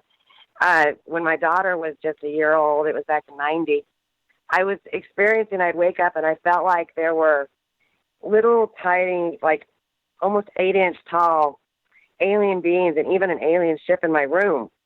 And I thought that was like a dream. You know, you think, I must be dreaming. But after it happened about 3 or 4 times, I could smell like the smell of carpet burning.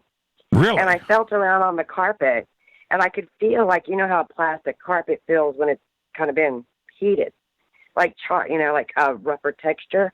Right. And it just, I thought this has got to be a really bizarre dream. And in the same apartment we lived in, we had everything electrical going wrong. We'd have our can opener, our microwave, our lights would burn out all the time.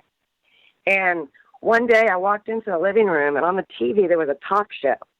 And they were talking about exactly what I was experiencing. And I thought, now I know I'm not dreaming, but am I dreaming? They're really talking about this kind of thing happening to people. And I've looked everywhere. I've searched everything. I've not seen anything like that. Have you ever heard anything like that? Well, you have to kind of look at this 2 ways. One, is it just a coincidence? 2, is it synchronicity through the universe, connecting all of these things up at the same time to give you some kind of message? Or 3, were you listening to this in your sleep and it caused the dream? Right? Could be. Maybe. Yeah. When I was younger, I'd seen a very small alien craft also. And so that's, and then one other time I've seen a really bright light that looked like the ball, like the softball, And other than that, I've not seen anything, and I just... You don't need to see... Liz, like Liz, you don't need to see anything else. You've seen enough. Yeah. You got that right, Jim.